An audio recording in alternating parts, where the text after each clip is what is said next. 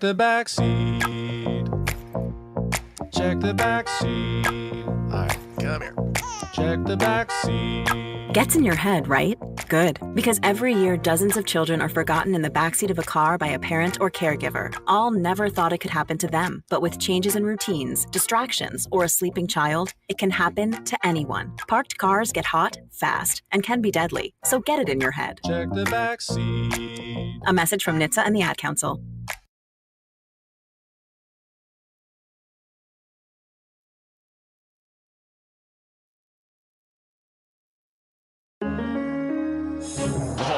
Crossover. Oh, killer crossover. Just crossover. It just crossed him over nastily. Another victim to the crossovers. Cross him up and sit him down.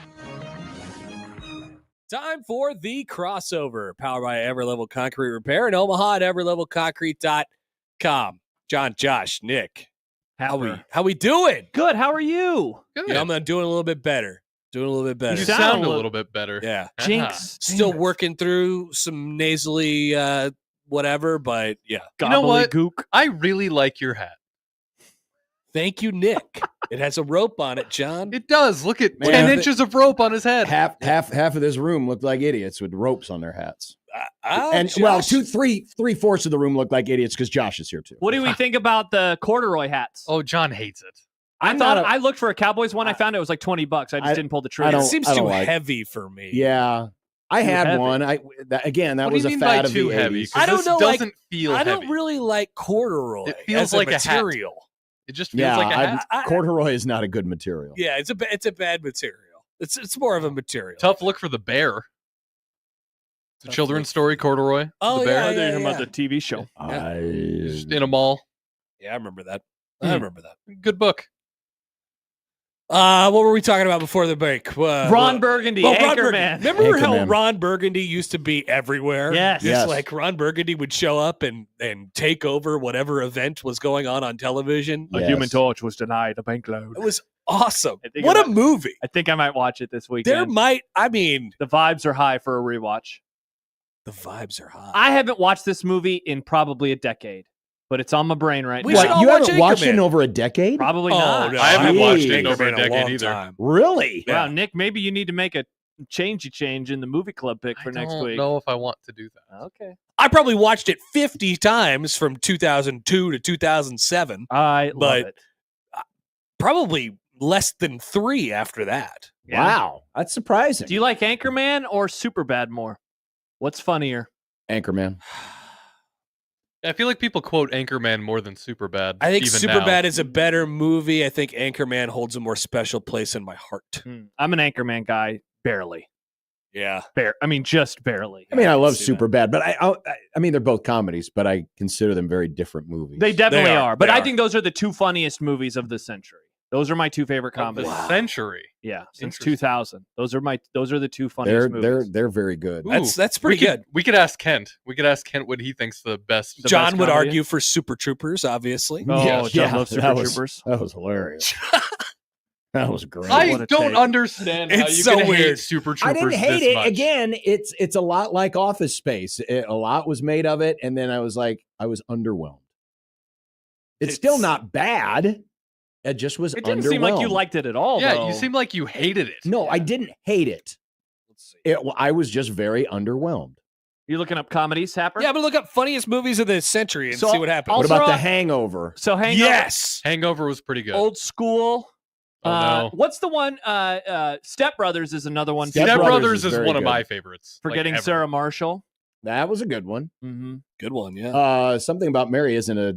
I think that just misses. I think it's like Yeah. 99, yeah. Oh yeah, Dodgeball, Dodgeball's pretty good. Dodgeball's good. Knocked Dodge a Up. wrench, you could dodge a ball. Tropic Thunder. Zach and Yeah. what All right, about so I Zach got a and Rolling Miri make a Stone- porno? Oh, I love Zach and Miri Make a Porno. It's a You ever great seen movie. that movie? Roethlisberger. I've seen it. It's okay. So, hug it, chug it, football. What about All Pineapple night. Express? Pineapple Express, also very funny.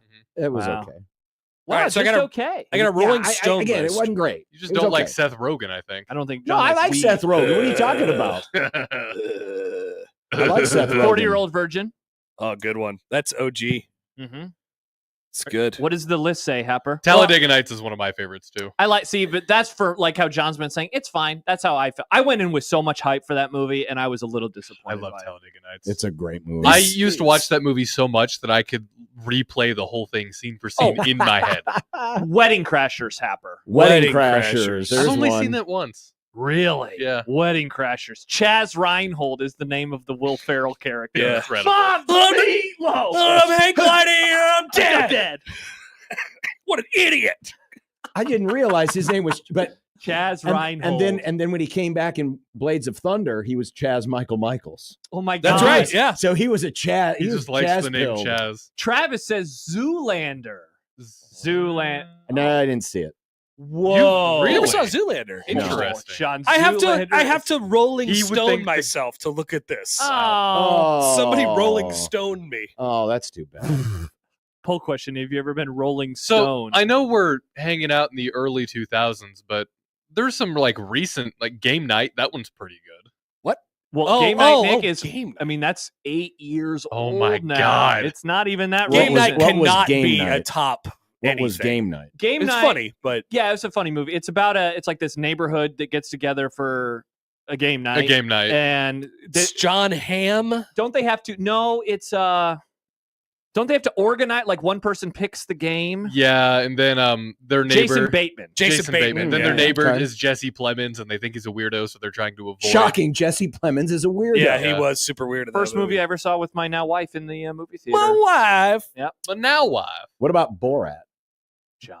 Borat. Excellent. Interesting. I've never seen Borat. That's wild. Borat. Whoa. You never Borat's- seen Borat's Borat? I've never pretty seen funny. Borat. Borat is Borat's pretty good. I've never seen The Dictator either, or Basic. The only Sacha Baron Cohen movie I've ever seen is Talladega Nights. really. Yeah. Borat is Van Nuys. incredible. What about like was Ali G? Was that a Man, movie or was that just like a That was an bit? HBO show, right? Eventually, I think he did a movie with that. Was it an character. Okay. HBO show or was he a character on an HBO show called Ali G? It was the Ali G show, and The Ali Ali G G show. was the Did- titular Sacha character. Baron Cohen come first, or did Ali G come first? And then he's like, it was a bit because No, he, okay. yeah, it was. For some reason I'm obviously misremembering it, but I thought that Ali G was just like a character, but nobody knew it was a character, and then he like unmasked. He's like, hey, it wasn't real. We No. could probably compile this list for the funniest movies. content. Yeah. Oh, there's a great idea. Trying to think of what did else. you did Chance you says find horrible that, bosses. Did you find the Horrible Rolling Bosses is Stone pretty good. article? Were you able to? I can access access. it? So what is it called? What was the art? What was it called? It was Remember? called Funniest movies It was called of the 21st century. the 70 greatest comedies of the 21st century. All right, let's see if we open wow, it up there's in 70 of them. Okay. incognito mode. If that helps, it does. Okay.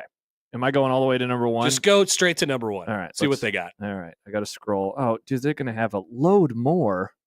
Yeah, it PC was very load hard. letter. It was very PC load letter. What the does Does that that mean? mean? That's a good one. Put John thinks that one's overrated too. What? Is that What- is- what? But that's a 90s movie though, Office, right? Office Space Yeah. is a 90s movie. Yeah. Yeah. Okay, now Happer, I am getting. All right, I'm gonna do something. I'm gonna have access to this. Don't You'll worry. find it. Yeah, I know it. You could computer your way into this thing. That's a good reference, Happer. That's the bear. Oh yeah, computer. Oh, at least that's what I thought. Sorry, I just thought you was were saying making a bear sentence reference. now. All right, seeing now, of course, it's being really slow. We've named probably many of the top have. 15 that would be on the list. We have. There We've are named some quite a few. comments coming in the YouTube Yeah, chat feed me about some. bridesmaids. As I'm trying to get this in I've never liked Bridesmaids. because it's about women. Sexist. No, I Yikes. think it was too God, much. That's a tough. I Look, think man. there was too much toilet humor in it. too much toilet humor. Yeah, like specifically when she pooped herself on the street. Also, Melissa McCarthy bothers me. I don't think she's very funny. Because she Whoa. is a woman. She's No. a she, Nick. Because I just don't think she's funny. I think Oh, this is really good. like CBS and all the Mm. like those networks tried to like push her, and it's just like I don't like that It's like kind they were of trying to make fetch happen. I don't like that kind of Nice. like in your face comedy type of thing, you know? Yeah. And she is just very much that. Wow, I'm doing the thing. Got on Farley. It's really struggling, Happer. I'm not gonna. Yeah, I don't know what Oh, the hell's wrong with that list. What year is Tommy Boy? Tommy was 90s. It's like 94. Oh, God, geez. Yeah. Really? Come on, John. Yeah. Holy He crap. died in 90. I thought he died. 70. I thought it was the Died. 2000s. Have some respect. I thought it was Yeah. the 2000s. Sorry. It's Sorry. okay. Sorry. Rest in peace, Chris Farley. Rip. Damn it! We need someone to have access to this. I don't understand list. how it doesn't work. I think it's just a flaw. It's a mistake. I really, it should work. Yeah. All right, let's try. I just thought it was because of my phone. That's why it wasn't working. Okay, do I have access to it? God, I don't. Yeah. This is triggering me. I can read 15 and then it Oh. just stops. Travis says Eurotrip.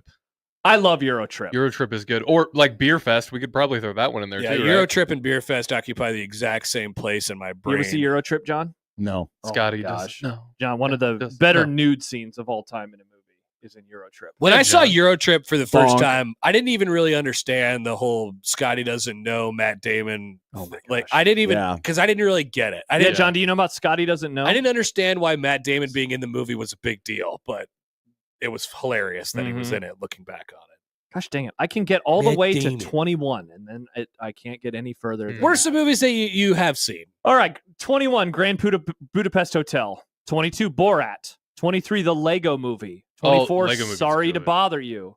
Never heard of it. Okay, these are bad. No, we did Sorry to Bother You for Movie Club. I don't We think did? John did it that day. Oh, I don't remember it. School of Rock. Hell yeah. It's a good Didn't one. see it. Superbad You would 31. love School All of right, Rock. Wow. I'm happy we didn't look at Yeah, the list. Superbad, exactly. Superbad Superbad 31. That's the dumbest thing I've John, ever you heard. would love Rolling School Stone. of Rock. Rolling Stone jumped the shark.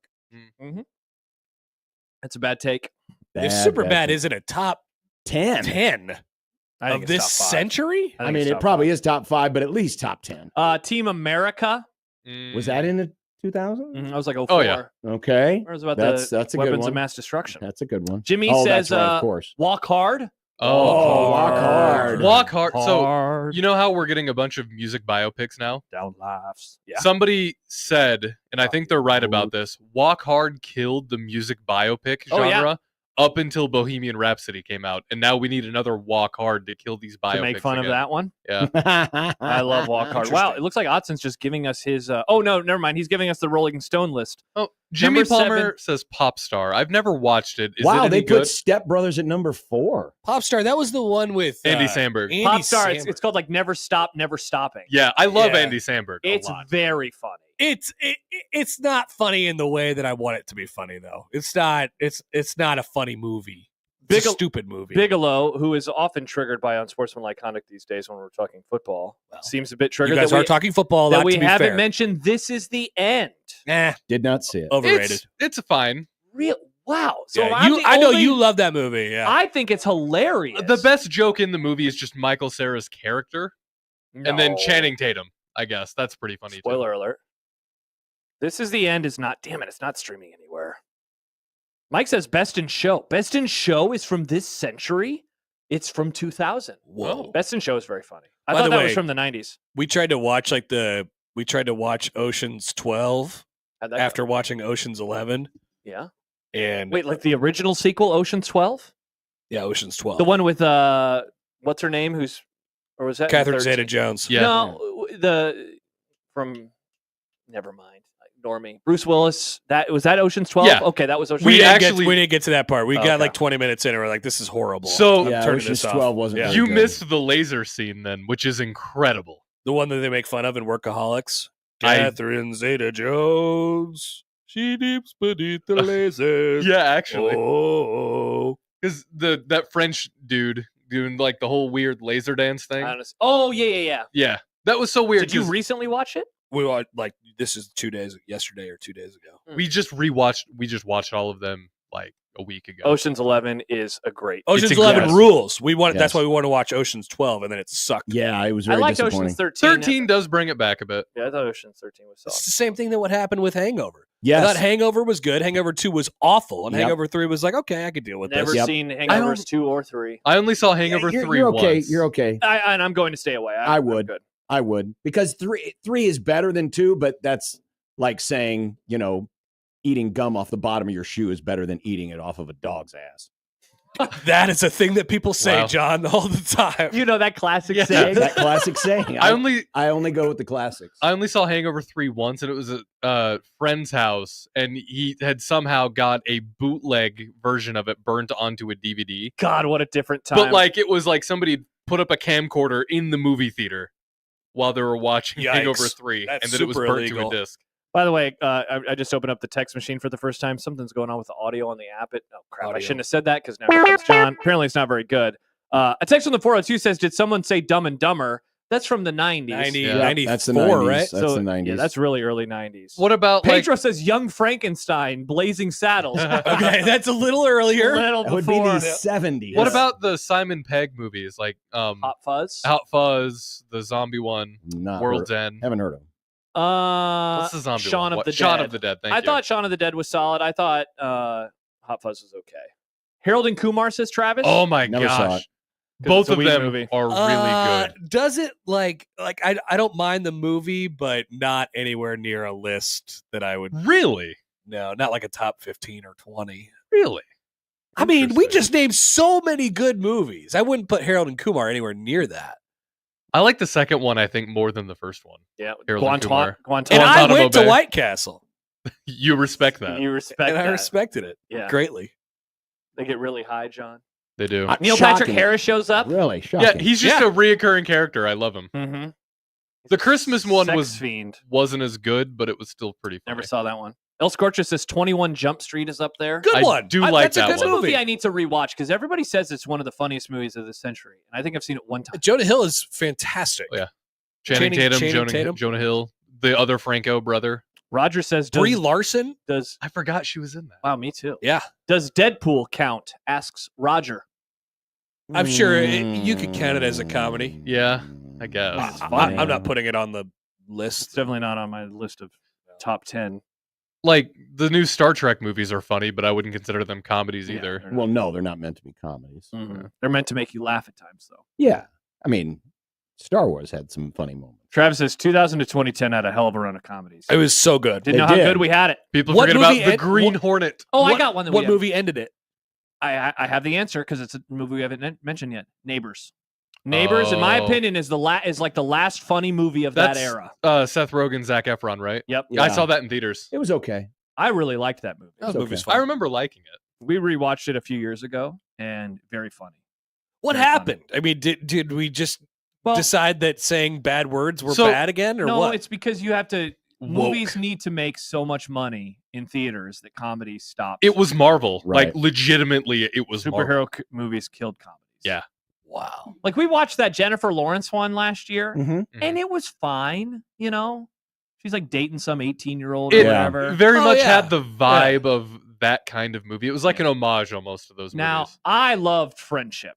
I thought that movie, it reminded me of the one with Tim Robinson from I Think You Should Leave. Oh, that yeah. just came out. Yeah. Have you seen it yet? Dude, there's a listener who just keeps sending me quotes from it, and it's making me want to go I've seen see a it clip and I thought it was pretty funny. again. So It's very funny. okay, Paul Rudd, right? Paul Rudd and, Yeah. and Tim Robinson. Yeah. I like want to go see it again. It's super funny. I'll just wait until it's streaming. But Okay. that was the first movie in years that reminded me of the old days. Yeah, we lost it. We didn't Okay. mention Road Trip, did we?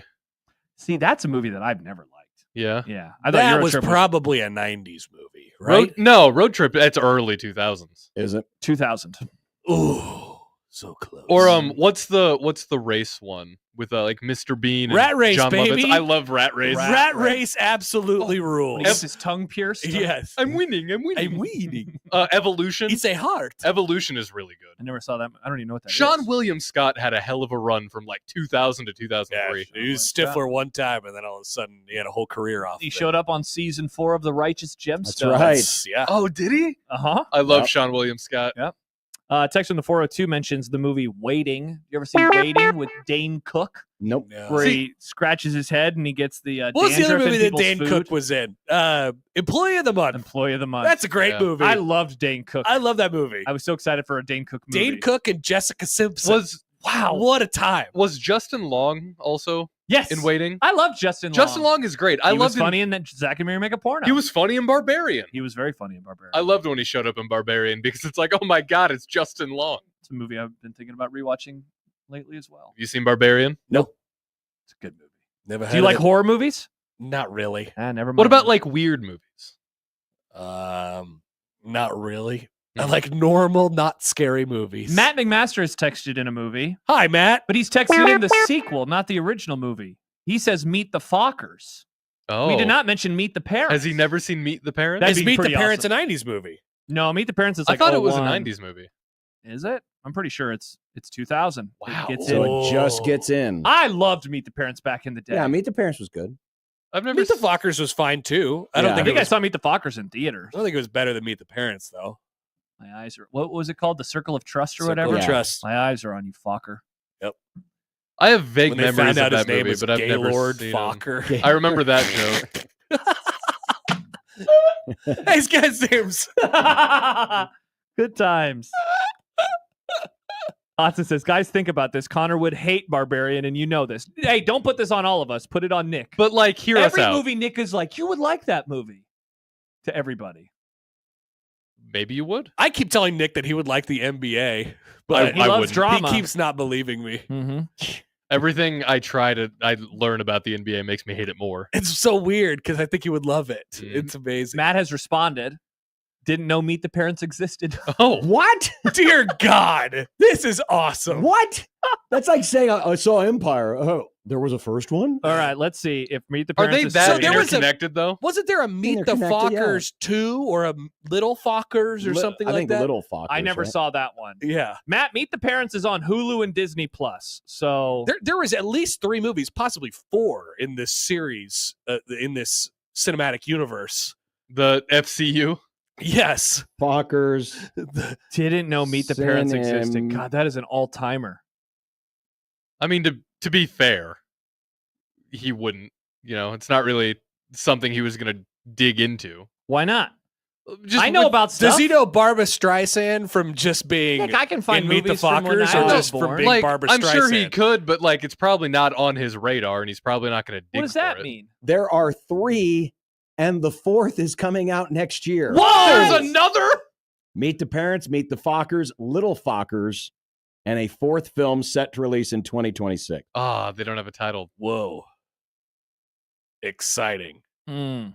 Because, De Niro is probably he was at the end of the line. Yeah. Yeah. So, got to get him one more movie. What if that's his last movie? I mean, some people, that's all they know him as. Yeah. I know this exactly. I mean, Matt probably is like, what's De Niro done? He was in Meet the Fockers. Yeah. He was Oh, Jack. listen, He was in Old some Government. important movies Yeah. before that. Yeah. Godfather 2, Mhm. Goodfellas. That's what Raging made Bull. that Mhm. movie so crazy, because the cast was unbelievable, but it was like a family comedy. And then, so Meet the Fockers, his dad was Dustin Hoffman. Who Yes. was the mom? Barbara Streisand. Wow. And then who was the Meet the Parents mom? Who was De I don't know Niro's her. wife? I don't know her. It was somebody famous. No, it wasn't. It wasn't anyone. It wasn't like hugely famous. It was Really? Not like an A-lister, I don't think. I thought it was for some reason. She's been in a bunch of stuff, but she's Bly- not an A-lister. Blythe Danner. Oh, okay. I recognize her. Yeah. But yeah, you're right. Not insanely famous. Yeah. Wow. And Ben Stiller. And Ben Stiller. And Ben Stiller. People forget about Ben Stiller.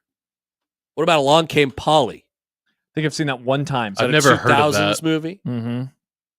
That's a good movie. Ben Stiller, Jennifer Aniston. Did we mention Meeting Sarah Marshall? Oh, forgetting Sarah Marshall. Forgetting we Sarah mentioned that Marshall. earlier. We did. Okay. That's a I movie. love I've that. That's seen a great movie. I've seen clips of that. Is Russell Brand in that one? Yes. He Uh-huh. is. And he is. basically is playing himself. Yeah. Yeah, it turns out. What about- Yeah. Get him Yeah. to the Greek. Yeah, it's the same character. Oh, it's the same But character. It's the the Jonah same Hill universe. character is not the same But character. the Jonah Hill character changes. But It's it's the same the universe? same cinematic It's this- universe. it's- yeah, it's yeah. the Oh same my, jar- that's Yeah. confusing. Yeah. One we mentioned yesterday, Starsky and Hutch. Oh, Dude. Dukes of Hazzard. wow. You guys talked about this? Yeah. I don't remember how we got on. Incredible movie. Yes. Yes. Yeah, I I don't don't- know. It was, you were talking about old movie, like remakes of movies. Oh or yeah, something Yeah, like we that, were right? talking about movie or TV shows that were serious, and they made a comedy movie out of it. Oh, yeah. Starsky and Hutch. And Starsky and Hutch was one, I watched that movie and a lot. 21 Jump Street was one, where Yeah. it was a serious or semi-serious TV show, but it was more of a comedy in the Starsky and Hutch was, for whatever reason, just a movie that we had the DVD of. We had it on deck. I must have watched that movie 7 to 10 times. I really was a fan of that movie. Yeah. It's very A lot. funny. That it gets Mr. lost Deeds. in that. Yes, it gets lost Throw in Mr. that. Deeds in the category. Mr. Deeds. I love I Mr. like Mr. Deeds. Deeds. Yeah, that movie gets lost in the rest of the comedies of that era, but that was a very funny movie. How do we Starsky and feel Hutch. about Master of Disguise? Dana Carvey. I do not I even think I've seen that movie. Don't. I No, love never that. seen That was one of my favorite movies as a kid. Yeah. Yeah. Happer? I Any never thoughts? heard of such a thing. Wow. PWP fan says Heavyweights. Sadly, a 90s Gotta movie. be a 90s movie. But a great movie. Have you Yeah. seen Heavyweights, John? No more seeing more butts than you, John, Uncle Tony. John would hate it because it's a sports kids movie. Oh, No, that's, a that's bummer. not true. I like did not the send good. you to go-kart camp. I like the good sports movies with kids in them. Like do you like Little Giants? Little Giants was classic. okay. No, it's okay. It was okay. I mean, they're not going to hold up to The Sandlot. What about Little Big League? Oh. Which one was that? It's where the Hey. kid becomes the manager of the Minnesota Twins. Hey, Didn't see it. hey. No, that's a good movie. Run Yeah. Around Sue, that's a classic scene. Yeah. What about Delta Farce with Larry the Cable Guy and Bill Engvall? Don't know Whoa. what that movie is. Or Never heard of such a thing. Witless Protection or the Health Inspector movie. Paul Blart Mall Cop. Paul Blart Mall Cop. I was in Not on Boston any when they list were for me, filming that movie. My dad and I saw them filming it. We did You not were in see- Paul Blart Mall Cop? No, sadly. I wish. J-Man says Bad Santa.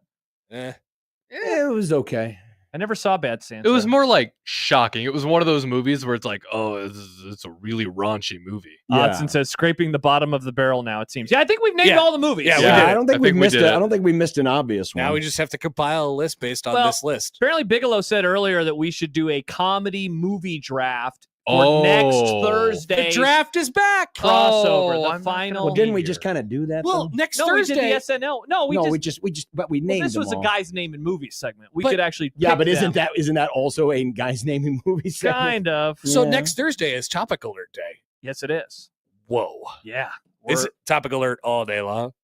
Yeah, we should do that. You want to do Topic Alert Thursday? Topic alert Thursday. Boom. Because Oh, yeah, you're Friday gone is next canceled. I'm gone next week. Yeah, Friday, no shows. I'm never here for the Topic Alert shows unless we're in Vegas. Oh, Sad. we haven't mentioned I Love You Man. Oh, good I one. loved I Love You Man. Great movie. Mhm. A lot of Paul Rudd stuff that we probably missed. Paul Rudd is how about awesome. This is 40. You know, I thought that was. I don't know if I've seen that movie. A little heavy at Really? times, but funny. Yeah. Yeah. What was the other one around that time? The Seth Rogen, Adam Sandler movie, Funny People. Mm. I I only never saw that saw one that one. time. Didn't see it. I had to trip to the bathroom where I had to go. It was rough during the movie, and I never What saw a the memory. Yeah, I never saw the whole movie. I because still of think that movie theaters need to pipe in audio from the movie in the bathroom. or you could put headphones It's on. like a game. Or what if they just instead of having reclining seats, they're just toilets? Oh, toilet seats. Porta potties. Interesting. Matthew brings up Jay and Silent Bob Strike Back. What about Clerks 2? That was a funny movie. What about Clerks 1? Well, that's in the 90s. Yeah, Clerks is the 90s. Oh, okay. Although it is have that really funny quote.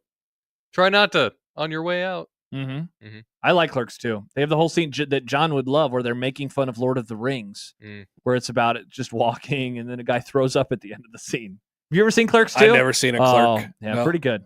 The Clerks movies are solid. No Mhm. clerks. Brandon says Just Friends. Which one was Just Friends? Just Friends. Was that Ash? So that's Kutcher? with is that Ryan Reynolds? Yes, that is a funny Oh. Yeah. movie where he loses a lot of weight and he goes home or But something it's a like Christmas movie, right? that. Yeah, but it is funny. Yeah, no, it's funny. It's Yeah.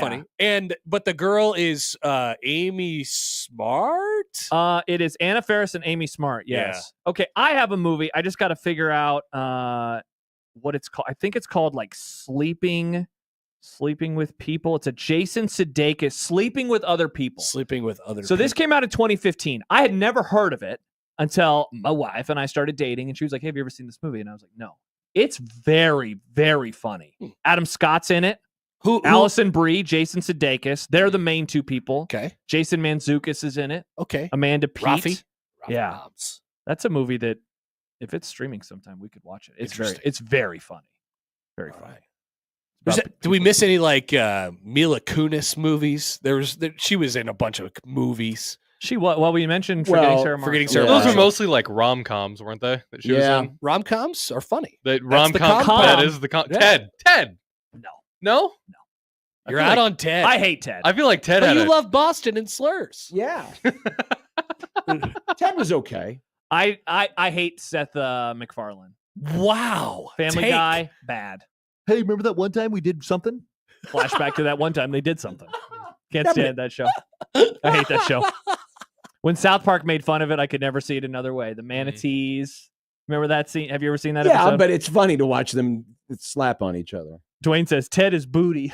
Ted is booty. Ted is pretty funny. Ted's Ted is- fine. I'm not out on Ted like Josh is. No. Yeah. That's crazy. Jeff and Greg from Hastings bring up a movie we have somehow not mentioned yet that I love, and I can't remember how you guys feel about it. The Other Guys. No, that came up earlier, but Yeah. That's a great movie. Role Models. I forget. Role Have Models. you seen Role Models? Role models. Sean William Scott, Paul Rudd, classic Paul Rudd. Yeah.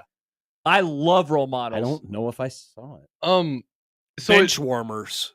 bench I've warmers. only I seen forgot that one about time. bench warmers. What was? Oh, we never mentioned Napoleon Dynamite. Whoa, that Isn't that probably in the is that in the 2000s? yeah, Yeah. it looks like it's in What the 90s, was- but it's in the 2000s. That probably kicked us off. I mean, There was a comment now that I'm remembering from Yeah. earlier in the chat. Hot Rod. I love Hot Rod. Hot Rod, sure. You ever see Hot Rod, Didn't see John? it. It didn't age super well, but Dude, Where's My Car? Dude, where's my car? Uh-huh. Was that at 2000? It was. Wow. Just This because gets of in. the ordering of the Chinese food. No, that's not the part that didn't age well. I I haven't don't seen it even- in a long yeah, I don't time. remember There's a what lot didn't of age there's a well. lot of transphobia in that movie. Interesting. Yeah. I don't remember that part. Matthew says Super Troopers. We did discuss this earlier, but John got mad and said no. I didn't get mad. He said I just it's not John, allowed you're on the triggered. list. I just said it was underwhelming. Baymon says, I find it concerning how many movies I have not seen, but Happer has. Bizarro World. This is a category where I am proficient in. You shine Okay. in the Yeah. comedies. Yeah. Jimmy brings up What We Do in the Shadows. That's a really solid. That's a very funny movie. And then the show was really good too. It's a movie about vampires. Never heard of it. It's a mockumentary where they're interviewing the vampire. They're having, but it's not Uh-huh. interview with a vampire. No, it's not. Gary Java has emailed in. yes. Wow, it's great to hear from Gary. What a nice email he sent Yes, the other he day. did. He sent That a very was really nice nice. email. We appreciate it, He Gary. says, impressed by your knowledge and appreciation for the brilliant comedy. And the subject line was, hello, Rat Race fans. I love Rat Race. Mhm. Thank you. That might have to be a movie club pick. Man, I haven't I seen feel like that I've movie in- suggested that for Movie Club in the past. Really? Have So- you? I've never seen it. What I'm confused about Probably the been most, like 20 years for me. not the most, but what's always confused me about Rat Race is it Another a Amy Smart Mr. movie. Bean movie or is it just Mr. Bean is just there? No, it's not a Mr. Bean movie. He might have been. I don't know how they were selling it at the time, but he might have been a draw for people. Oh, it's like Yeah. he's Rowan Atkinson. yeah, he's it's Mr. like Bean. yeah, Mr. Bean's going to show up and do one-liners every 10 minutes. In the What's that movie. guy's name? Rowan, Rowan Atkinson. Yeah. So his name, he is not Mr. Bean in that movie. He isn't. No, his name is No, but Enrico he Polini. basically He is, acts just yeah. like Mr. Bean. Yeah, Yeah. I was like, am I remembering something wrong? Yeah. Wow. Okay. Never Yeah. mind then. But I would imagine that was sort of a draw for people. Someone were suggested promoting that Connor, they're shocked that Connor hasn't mentioned Marley and Me. Not a comedy at all. No, he's So more of be a. very clear on that. He's more of Not a into comedy. where the red fern grows. My dog Wow. Skip. Wow. Pepper Oh. loves the ending. It's so funny to him. Old Yeller. What about that part in Anchorman where they punted Baxter? Oh, he punted Baxter. The man he threw a burrito at my head. All right, I'm watching it. I'm going home tonight. It's too good. I'm watching We Anchorman pushed you tonight. over the edge. That was funny. That's full circle. We've He gone all the just- way back. He just grabbed a dog and punted it into the river. He punted Baxter. Oh. What does he ask him? Doesn't Jack Black ask him something like, what do you love most in this world? And And he said something about and eventually it ends with Baxter. and my dog, And my Baxter, dog Baxter, Baxter. and Yeah. that's when he grabs the Oh my gosh. dog and punts it. Now I'm going to have to watch that during the commercial break. The man he had a burrito. The man. He threw a burrito on his head. Oh, what a movie.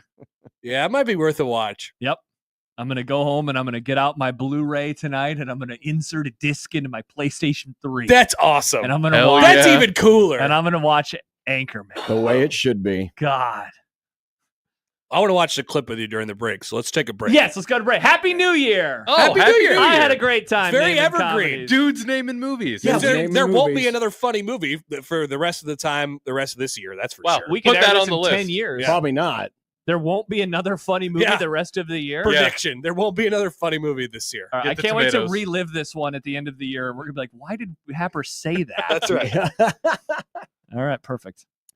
That's your crossover, powered by Everlevel Concrete Repair, everlevelconcrete.com.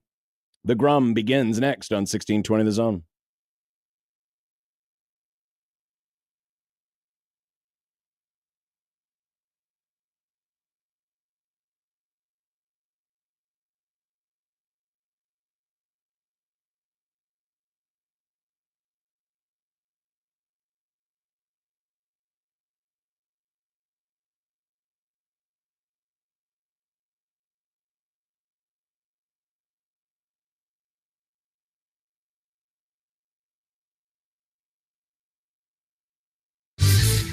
Your Omaha area forecast from the Godfather's Pizza Weather Center and KETV News.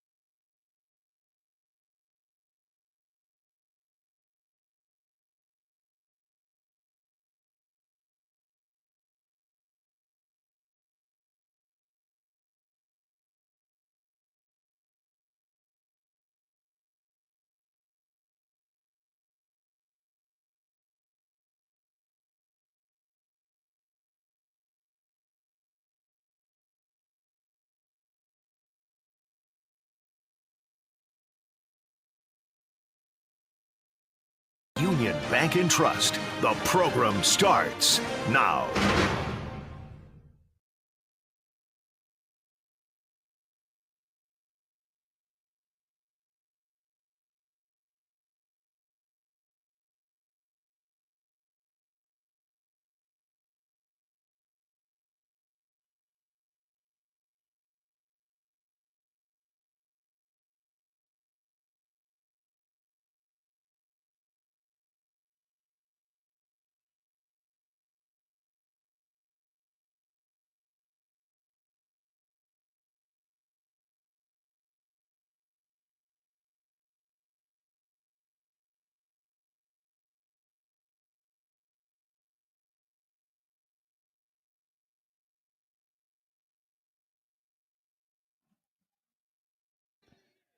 Happy birthday, One Beer Friday. What?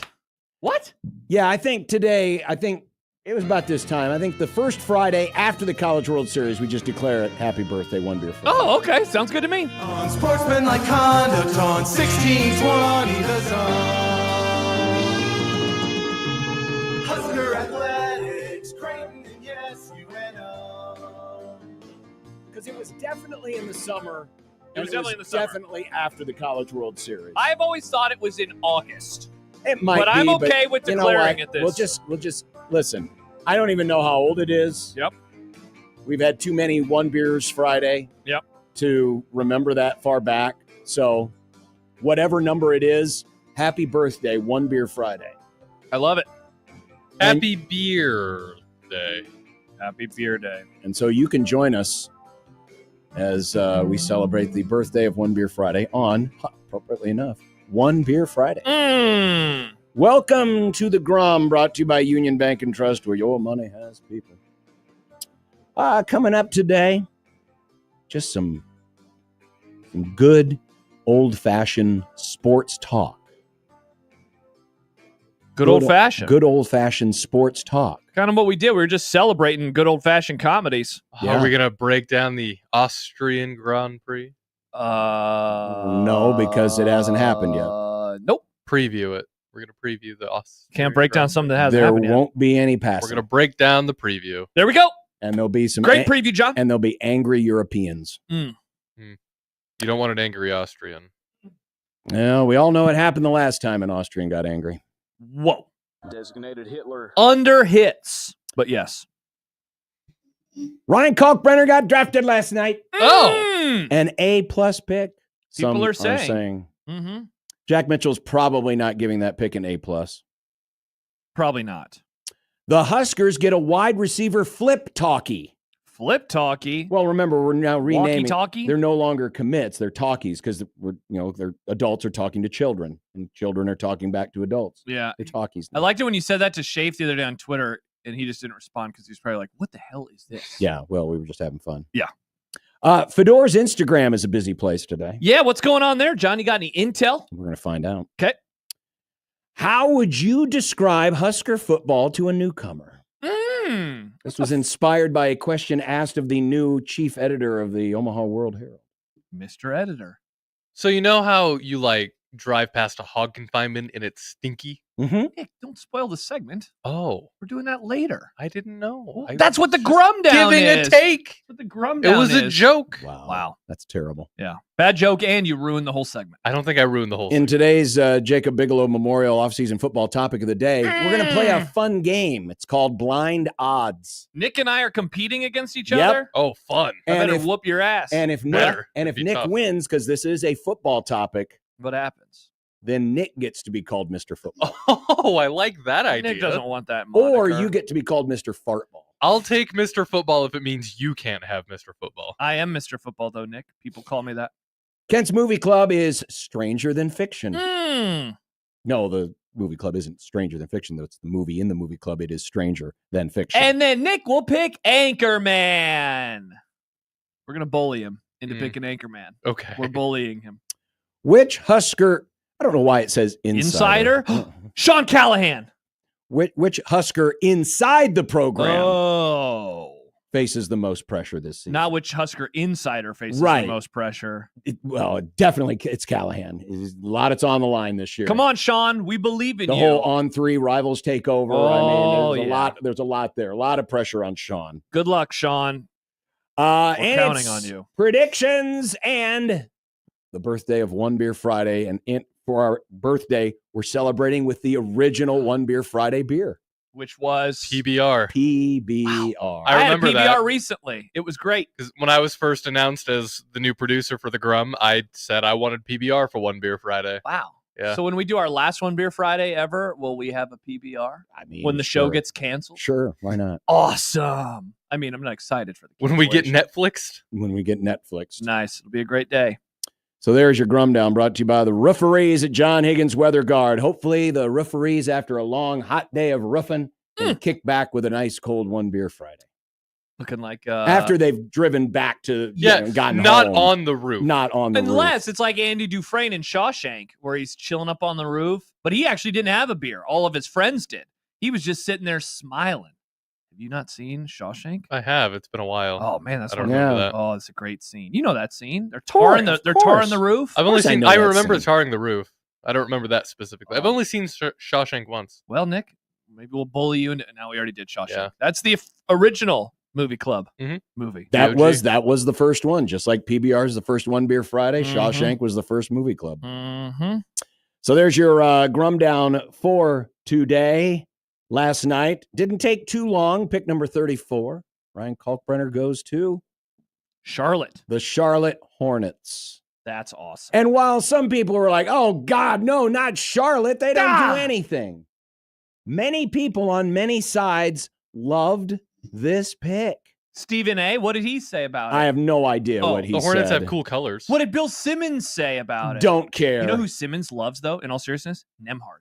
He's like, why didn't Ryan Nemhard get drafted? He's a big Nemhard guy. John Bishop, Bill Simmons handshake meme. But CBS Sports gave 1 A+ grade for the entire draft. Whoa. Like team and pick. Yeah. And Ryan Kalkbrenner was it. A+. That's wild. 1 A+. A+. Okay, no offense to this.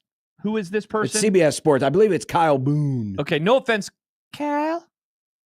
Cooper Flagg is an A+. Don't be an idiot. CBS. I don't know. I don't know obviously what he wrote. assumed some of this is going to be time, like where you get him Yeah, value. it's probably about value. Cooper too. Flagg is awesome, though. Nobody knows what Cooper Flagg looks like, though. What? Like I'm referencing the video yesterday when they kept showing players. That's true. Good ESPN reference, Nick. was Sorry, that completely went over lost. my head. Yep. Kyle wrote, "This might be the only A+ I hand out in the second round. Love, love, love this for Charlotte, especially after dealing Mark Williams on Wednesday. He's a 7'1" center with a 7'6" wingspan, ready to contribute. The 4-time Big East Defensive Player of the Year award winner can be a real anchor for the Hornets defense and has become a real threat as a floor spacer to boot." By the way, I wonder if Ryan Kalkbrenner is actually taller than 7'1". I don't know if you saw, there was a picture I did see that yesterday. picture. Yeah. It was Kalkbrenner standing next to Greg McDermott, standing next to Baylor Shireman. Yeah. And someone wrote in the comments, it looks like cell phone bars. Yeah, it looks like Wi-Fi. But it makes Mac and Baylor look tiny. And Mac is 6'8". He's like 6'7", 6'8", Yeah. in that range. Yeah. And Kalkbrenner looks like he's a foot taller than him. Yeah. Like he's Andre the Giant, before Andre got fat and his back went out. Like I But said just yesterday, though, he huge. doesn't need to put on a little weight. Just huge. Yeah, he is a monster of a tall person. No offense. CBS wasn't the only one that was impressed. This was from SVP last night. Scott. By the way, the last SVP until football I know season. their podcast is going on hiatus too. I'm very sad. Him and Stanford Steve are so funny. But he had John Giovanni, the NBA analyst, on from ESPN, and here's a little bit of what was said last night about Ryan Kalkbrenner. Much of basketball, Jonathan, so much of sports really, succeeding as a professional level is fit. If you're taken in a place where you've got fit, you've got a chance. Give me a selection tonight that you feel like is a perfect fit for a player. Ryan Kalkbrenner being drafted by the Charlotte Hornets. We just saw them trade Mark Williams last night to the Phoenix Suns. They had a pretty big gap here at the center position. They filled that with the 4-time Big East Defensive Player of the Year, 7'2", 7'6" wingspan, one of the best shot blockers in this draft. Big-time pick-and-roll finisher. He's a mistake-free player. He can hedge screens on the perimeter. He's experienced. He's 23 years old. He knows his role. He can play in the NBA 15 to 20 minutes per game tomorrow already. Yeah, he can knock down shots, too. I'm with you. I really enjoyed watching him play for Creighton during his time there. Interesting. Thinks he can already get 15 minutes a game, which... That's a lot of minutes.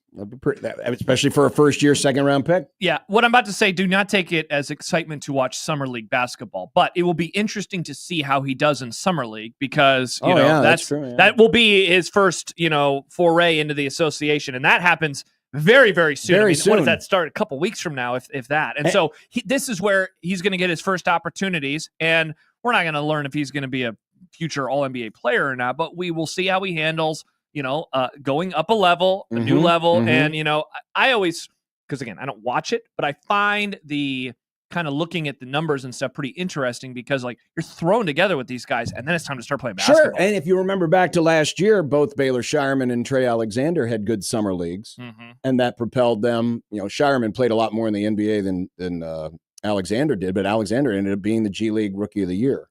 So yeah, you can get a glimpse and he'll have a teammate. Well, I hope he has more than He's one. got many teammates, but he has a teammate he's familiar with. Jemiah Neal signed a two-way with Charlotte as a free agent. Yeah. So he'll have that there. Stephen Ashworth signed a free agent deal with the Indiana Pacers. And Bryce Williams, who did not get drafted last night, signed with the Pistons. Yeah. So... Eastern heavy for the local flavor. Yes. Eastern Conference, which is the weaker conference right now. Welcome to the Big East. The East. Welcome to the Big East Eastern Conference. Well, Liam McNeely, The UConn player who went off for 190 points in the second half against the Jays here in Omaha. Yes. He was the first round pick of the Hornets. So McNeely and Kalkbrenner are teammates. There you go. So, for not getting taken in the first round, I think, especially the reaction going around, I think a lot of folks were pretty pleased. Pretty pleased. Yeah, a lot of experience, and sometimes in the NBA draft, in all drafts, but in the NBA draft, that will work against a guy that he's not that he has a lot of experience, but that he's older. He's 23 already. Yeah. But see how quick he can adapt and adjust to the game and go from there. I really wonder because, and I saw this, I meant to get to this earlier this week, but there was a story, I think it was Sports Business Journal or something to that extent, where because of NIL, people like Kalkbrenner came back for another year, got paid pretty well in college. And I wonder after a few years how that's going to impact the NBA, where you will have guys who are older players and, are coming in with just a little bit more experience. Baylor Shireman was one. And how that might change the outlook for the league. I mean, I know there's always going to be a heavy influence of European foreign players that are going to get drafted. Sure. But I wonder how much more this might help, the super senior or senior American players who decide to play all 4 years because they can afford to, moving to the NBA. Should be good for college basketball. I don't know if it'll be good for the NBA, but I think it's definitely going to be good for college basketball. Yeah. Which, if you're a college basketball fan, that's what you should want. Can this same thing apply to college football and the NFL?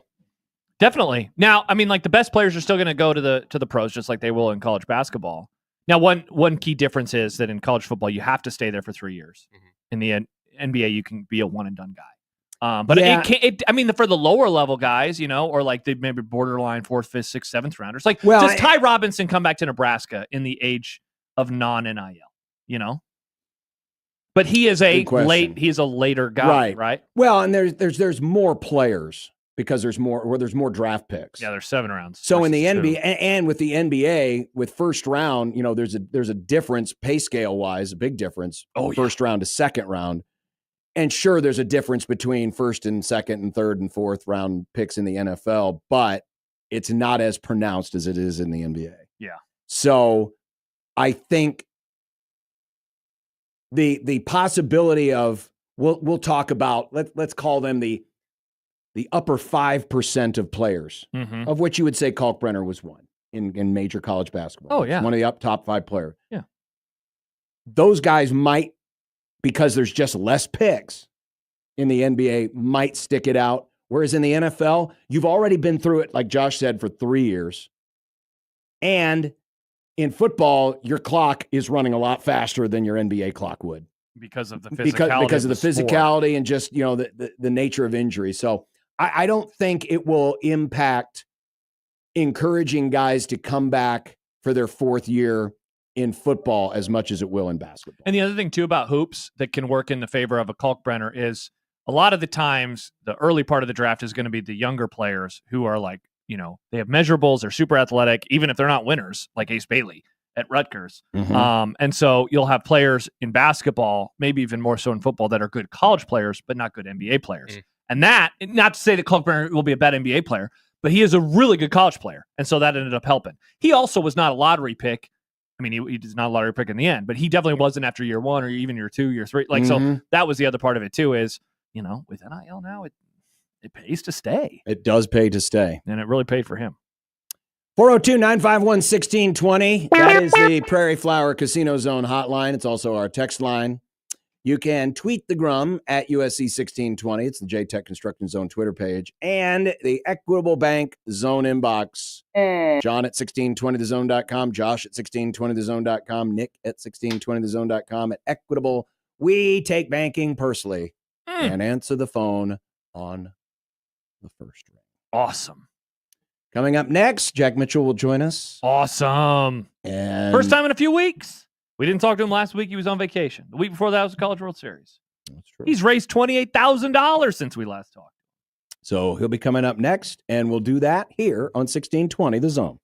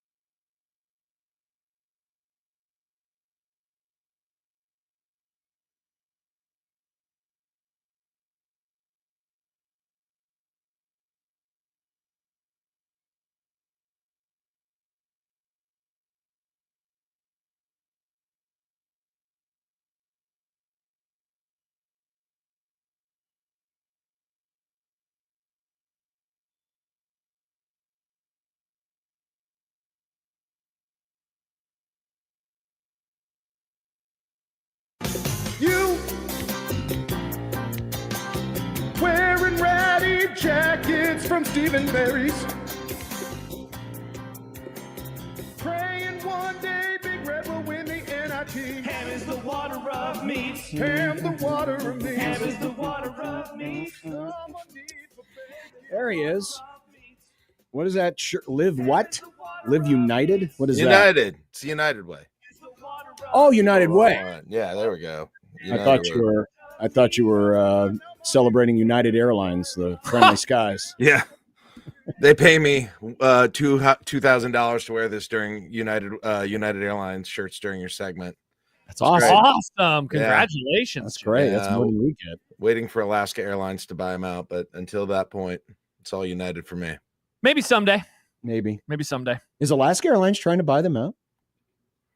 Or were you just saying? I don't know. That was just United. Remember when United used to be like that was the airline, right? Mm-hmm. And it seems like it's fallen. Delta seems like the one that people like the most now, right? Yeah. I mean, John, we could name some old school. I mean, I remember flying out of Lincoln TWA to St. Louis. Now there, TWA Dome. The TWA Dome, of course. Or when I was a kid, we flew Eastern somewhere, and I got like a pair of wings. Yeah. You did too. See, that was the first plane ride I was on. My dad took me to Memphis for a coin show, and they found out it was my first flight, and I got the little pair of Eastern wings. What was the one from like the 60s? Pan Am. What a cool name. Pan Am Airlines. Yeah. We don't have Pan Am anymore. That went away. That was a TV show for a while.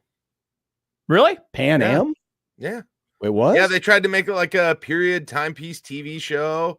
Yeah. Was that in response to the what were they trying to copy? Mad Men. Yes. Mad Men. That's what it was. Yep. Yeah, Mad Men. Okay. I knew they were trying to copy something with that. Yep. It lasted 14 episodes. Woo! Premiered in September of 2011 and ended in February of 12. I've been going down YouTube rabbit holes, and occasionally I watch like old episodes of the Tom Osborne Show. Oh my gosh. Midwest Express, the best care in the air. Remember? And they give you warm chocolate chip cookies. Cookies and wine. They would give everyone wine on those planes. They had a direct flight from I don't know if it was Lincoln or probably Omaha to Washington, D.C. that I took when I lived out in Washington, D.C. And I remember they came through with warm cookies and wine during the flight forever. Just a bottle of wine. By the way, what do you?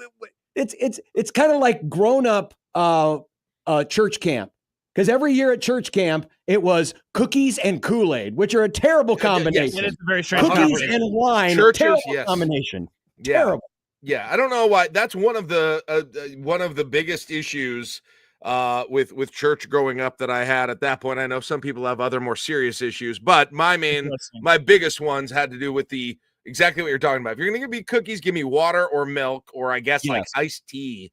But something neutral, not something that's also a either acidic flavor or sweet. And we've never talked about this, but I'm sure it was the same for you. The other thing is the Kool-Aid would never have enough powder or sugar in it, right? They tried to make it go as far as possible. Very poorly, but it just did not work. Sweets do not go with Kool-Aid. No, Kool-Aid is what you had for lunch when you had your bologna sandwich and your Frito. I'm glad you said that. Not enough people talk about how sweet foods and sweet drinks is honestly kind of appalling. Yes. Like, people who do that are monsters. Well, that's why some of the fancier restaurants, the dessert course usually comes with like a coffee or an espresso. Mm-hmm. That's true. That works because they work off of each other. Travis says cookies and wine, a great combo. I mean, I suppose a red wine actually kind of does go with some sweet foods, right? Like dark chocolate, some people do with red wine. Yes. But you definitely don't want white wine with a cookie. No. Chocolate chip cookie and a glass of white wine. Probably not. Yeah. I'd like a Riesling and a Snickerdoodle. Yeah. The Riesling is like the church Kool-Aid of wine too. So yeah. Yes, Rieslings are very sweet. That is indeed true. Where was I going to start? I don't even remember. Oh, here's what I was going to start with, because I wanted to follow up. We did our poll question yesterday. And the 10 and 2 poll question? Yeah, let's see if I can I saw this one. Yeah. That was a very odd premise, may I say. Very odd premise. It was an odd premise. It was a dumb debates question from Doug. It seemed dumb. And Doug. Which Doug was this, by the way? Is this Bad Takes Doug or College no, World no. Series should move to July, Doug? No. This Old is man Doug. no. This is a different. I Doug. like That's that very take common name. from that second take. I like that one. The baseball one? Move it to July. Yep, I love that. You Love monster. Get out of here. All right. Love Anyway, that. back to 10 and 2. But the idea was, would you take the deal? 10-2 season. Nebraska loses at Cincinnati and loses the Iowa game. I don't know I don't even know how to think about that. I mean, yeah, of Well, course I would. It's Yes. a typical June God, 27th. yes, of football course I topic. would take that. Everyone would take it, but it would be a freaking weird roller coaster. But yes, I mean, yes. Now You that would take it even though you hate Iowa. You are triggered by Iowa. well, I mean, they You might forget about your in-laws, Jack. No, but I'm just saying, like, if it's take that or whatever happens, Well, take your chances. right? They could still lose to Iowa at that point. That's I true. mean, No 8-4. so like 10-2 though would be. I mean, look, that's playoff country. I mean, That's come on. playoff country, and you're 8-1 in the Big Ten, which means you might be in the conference championship Yeah, I game, mean, depending on Jack, how the take stupid the show on the tiebreakers. road to Indy. Yeah. Exactly. Hey, Now you might get destroyed by Or- Ohio State, but at least you're there. or you guys take the road, and then I'll fund myself to come join you on the road because that's how we're gonna do it this year. And yeah, that's how we'll Hello. do it. Nice. Well, that sounds good to me. See As long you as in we're both KC. there. Are you going to Kansas City? Look at that. Yeah, I found a place right by where you guys are staying. Did I tell you that? Yeah. You told me. Yeah. You don't have room for Jack at our place? Actually, don't think we do, but that's a good You question. could. I'll probably ask could- Crouton. I could probably sleep on the floor. Oh, Johnny's going to be with me too. All right. Well. Oh, well, then I'll forget it. Don't even look at it. All right. Never mind. Not going to I text don't him. want to deal with that. All right. I Never don't want mind. to deal with that punk. I mean, Larry Putney famously slept on Gary Sharp in my hotel floor in Dallas. Yeah. On Gary. It's like the old days. Yeah, he slept Although on Gary. I now would have to bring a CPAP and a special pillow and a fan. And I mean, I have some needs now when I sleep. Blow that fan right on my You face. got like a shop fan? No, I have a Oh. Vornado. Yes. He's got Dude, the Vornado. dude, Josh, Cost me $80. do you blow it right on your face? Absolutely. Don't Jack. cut that, please. Don't cut Yeah. that. Nick's not Yeah. paying attention. Nick, cut that. No. Jack just said blow it on your face. And now I just said it. Yes, Jack. It's I got you both. I right can't. there next to me. This has been a major, again, another reason not to say sleep in the same bed as your wife, but this has been a major debate with my wife and I. She does not like it when I put it on the nightstand. I like to, but she claims that there's like some jet stream that goes over my head on sure, her yeah. side. So Yeah, now I have to that's right. aim it up from the floor at just the. I have to get a protractor out before bed every night and make sure it just bounces off and then goes up and does not reach any of her. So are you hanging off the edge of your bed to get Yeah. in the air? I'm just like reaching my cheek over the side, hoping to get a little of that sweet cold air on my face. Maybe, Jack, you should get in your own room. I mean, yeah, or at least separate beds. Yes. I mean, Well, no, I'm not offering you to sleep with me. oh no, I thought you were meant with my wife. No, yes. I meant with your wife. Well, no, I'm not sleeping with your wife either. No, that's I mean, look, listen, it's this eventually at some point. I know you guys have been making fun of me for this take for years. It's going to happen. At some point, it's going to either happen with me or someone else, and they're going to be like, why didn't anyone ever suggest this before? What do you And- mean? It's going to happen with someone else? You're going to sleep separate from someone else's Well, wife? somebody else will do it and talk about what a good. Oh, There'll be some oh. kind of a think piece written about how great it is. The And New Yorker. My Yeah. husband and I started Yeah. sleeping in It's that, like- sounds like, bed. that sounds like a typical New Yorker right, it's piece. going to be like Oh, the smell your own Atlantic, farts. like about like a metaphor for the new modern marriage or something. But you know, Jack, you should write this story as a bit and see if you can get it published in one of those publications. They probably pay you like $5,000. But for it. make sure you write it under a pseudonym, so no one can identify who it is. I mean, I'm not going to go into my full argument. I can if anyone needs it, but it makes too much sense. So in any case, So you are coming down to Kansas City. I got a cancelable hotel room for Thursday night. Yeah. Yep. Nice. That's going to be a good time. Is he joining us on our show? I have offered to be a correspondent for your show. Yes. Oh, like Oh, you're going to go wander the tailgates and stuff? I mean, I could do whatever you want, but I figured maybe I'll go down there a little You early. get an idiot boy? Oh, we can do stunt boy. This will be great. You can have Johnny and me go out and do some tailgating and get, be the man on the street, right? You can be like Stuttering John asking inappropriate questions. Right. I can do quizzes and stuff for you guys with drunk Nebraska fans. I mean, Jack, there's also an idea that we have for the football season beyond the week 1 game. For some stuff that we're perhaps cooking up as well. Oh, he can be our idiot boy for the whole season. This is great. He's going to pay his own way to every road game. He's super excited for the game at I assumed you guys didn't have any bed because you knew I was thinking about this and you didn't offer. Honestly, I did not. So I did not. Josh did. No, I do not think that we do have any extra beds. I can text. How many people are there? How many people are there? Gary, Matt, 7. Matt, Connor. You two, Gary, Matt, 5. Connor, us 2, Prudon, Otson. I don't know who that 6th person you said is. Josh, the producer. Oh, Chris Prudon. Who's going to run the radio station? Back here? Yeah, because Nick's gone too. Probably Peter or Joey or somebody. Oh, Joey in charge is going to be crazy. Mm-hmm. Yeah, I'm pretty sure Otson's coming down. Maybe I'm remembering wrong. Maybe he's not coming down. I don't know.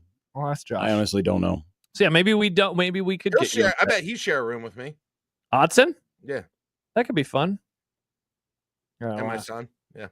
Yeah, we need to find this out. Okay, there we go. We'll find out. There's no need. There's no need that Jack has to pay his own way. I mean, yeah, he should just, at the very least, we got the floor. Listen, this all started because my son got me tickets for Father's Day to the game.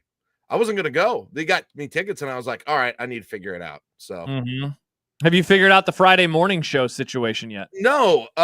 There's ideas. I have not received. I might have an outdated phone number for one of the hosts of that show, or the host of that show has not returned my text. I'm not sure. Which do you think it is? The latter. He's saying he texted somebody from the morning show and he's not heard back from them. Which morning show? Our morning show. Oh. I had an idea for them. Maybe create a super morning show. I thought it was a cool idea. Apparently not as much excitement on the other side. I don't know. Matt, respond to him. Come on, man. Listen, here. You have your phone all the time. I'm the one who doesn't respond to Matt. Really? You're ignoring Matt? Not always, but occasionally. At some point, someone's got to end the conversation. Yeah, that's true. Understand? You got to be that guy. Yeah, you ever tried to end a text conversation? You're like, okay, then. Well, usually just a thumbs up, and that hopefully does it. But or like, well, anyway, I got to get to dinner now or something. Yeah. What do you say? Like, do you know what the weirdest part, Jack, is at the end of the night? Because it's like, do I say good night to this person? Like, hey, I'm tired. Good night. That's bizarre. No, just be like, I don't say it for the record. Just be like, hey, I'm heading to bed. Yeah. That's what I normally say. Like, hey, if I don't tomorrow, good night. Like, I'm falling asleep. Why in the world would you say good night? I don't. I'm asking. I'm saying, don't you feel obligated to say good night? Good night feels like one of the most intimate things you can say to someone. That's why I don't say it. I don't think I would say that to anyone outside of my kids when they were little. And, well, obviously, I don't even want to sleep in the same bed with my wife. So, Good night, dear. Is good night that intimate? Really? Who would you say? Give me the circle of people you would say good night to. I say it to my wife. As in, like, not like at the end of because it sounds like about going to bed, But like there'll be times like, let's say you're with a group of friends and stuff and you all have your separate rooms and stuff and I guess so. In a hotel bar and whatnot. Hey, that makes sense. But I'm saying like you're texting somebody and it's like, this is when a you're text. Texting someone, it feels a little 11:30 and like the conversation's still going late and eventually you're like, I kind of want to end this, but you don't want to be like, hey, can we end this? I'm going to bed. Well, that's where okie dokie comes in. Okie dokie. That's a good one. That's where okie dokie. This was a question that I saw today. Can we go back to the 10 and 2 thing? No, not a 10 and 2 thing. You guys are having a hard time keeping me on topic. Anyhow. That's all right. But the Omaha World Herald's new executive editor, I'm not making fun of it. His name is Ben Duty. But it's an interesting question because he's a newbie. He's not from the area. Yes. And he was asking readers for fan perspectives on Nebraska football. Oh boy. And while there's some like specific questions and stuff, I think this is kind of an interesting, like if someone was coming in to your circle of friends, but they had no freaking idea about this Nebraska football thing, how would you describe it to them? And what would you talk about? Do they have knowledge of sports? Well, sure. Yeah. Common knowledge of sports, but just how would you describe Husker football? And then as I was thinking about this question, I'm like, my answer today would be very different from my answer 20 years ago. Oh, yeah. Or my answer 30 years ago. No freaking right? kidding. Yes. Right. Obviously, but I'm just, but it's kind of interesting how the generations would see it too. How you would describe Husker football to someone who is just not from the area, not familiar. Yeah, like a kid, someone Johnny's age, Jack, would probably say something like, "They're this program that I've heard was good one time, but I don't believe it. I don't know if that's true. It seems fake. First of all, this is before I answer the question. I'm sure this is happening in real life with the Kyle, the new play-by-play announcer, all the time. I bet everybody's trying to tell him as he's trying to quickly absorb what this place is. Friend of the Jack Mitchell show, Kyle Crooks. That's right. That's right. Right. Great interview. It would just be like, I mean, it's not far from how we described how a kid would describe it. It's like, man, it was so good, like as good as you could ever imagine for a pretty extended period of time. And for a while, they couldn't reach that, but they were fine, like good in a way that most other teams would consider good, yet everyone felt like they were missing out on what it used to be. And then it kept going down another level of that. And your expectation was always going back to the one before until it finally just bottomed out. And then it bottomed out for several years. And then, of course, not to belabor the obvious, but then for a decade, they've done it in really the most painful way possible for the fan base. Yeah, I'd say something about a once proud program that started falling off and now over the last decade has become one of the worst college football teams in the country. Almost like beneath our thumbs. Remember that stat? We keep quoting it, but there was that graphic, Jack, that got released probably a month ago, and it was the Big Ten teams ranked by number of wins over the first 5 years of the 2020s. And when we showed it, I thought that it was because it's 22 wins, and I thought it was conference wins, and then I realized it is not conference it's actual wins. It is which is 2 wins or 4 wins per season. And that has done a great job of, like, even me, someone who talks about them every day and thinks about them all the time, has in a way kind of missed just how far they have fallen. I think that is part of the story for Husker. But I was going to just say the other part of it, though, is that they are still different from any other team that would be going through this kind of a long stretch of not having much success, right? Very few bowl games, losing seasons, because they're still regarded as, a decent TV property, right? Those sorts of things, right? They still have a fan base that gets people clicks all over the place. Unlike, I don't know, pick another Power 5 school that had an extended downtime, right? Rutgers or Vanderbilt or something, right? I think that's where I would almost start with, like, if I was writing an essay, and I don't know, I'm not saying this would be the exact words, but something to the effect of an incredibly popular local product with an intensely loyal and passionate fan base, despite poor or substandard results. I'm thinking this on the fly, but it would my first sentence or something in the first paragraph would be about the fans. Yeah. And how there. loyal they are and how important the enterprise still is. Because I think if there's one thing that hasn't changed, and I always remember this story because my dad used to travel a lot when he was doing his coin shows. And I remember him talking about a trip he took to Boston once. And the cab driver, typical, "Hey, where are you from?" And Dad says, "I'm from Fremont, Nebraska." And the guy immediately said, "Oh, Husker football." And this is like in the 80s, early 80s, something like that.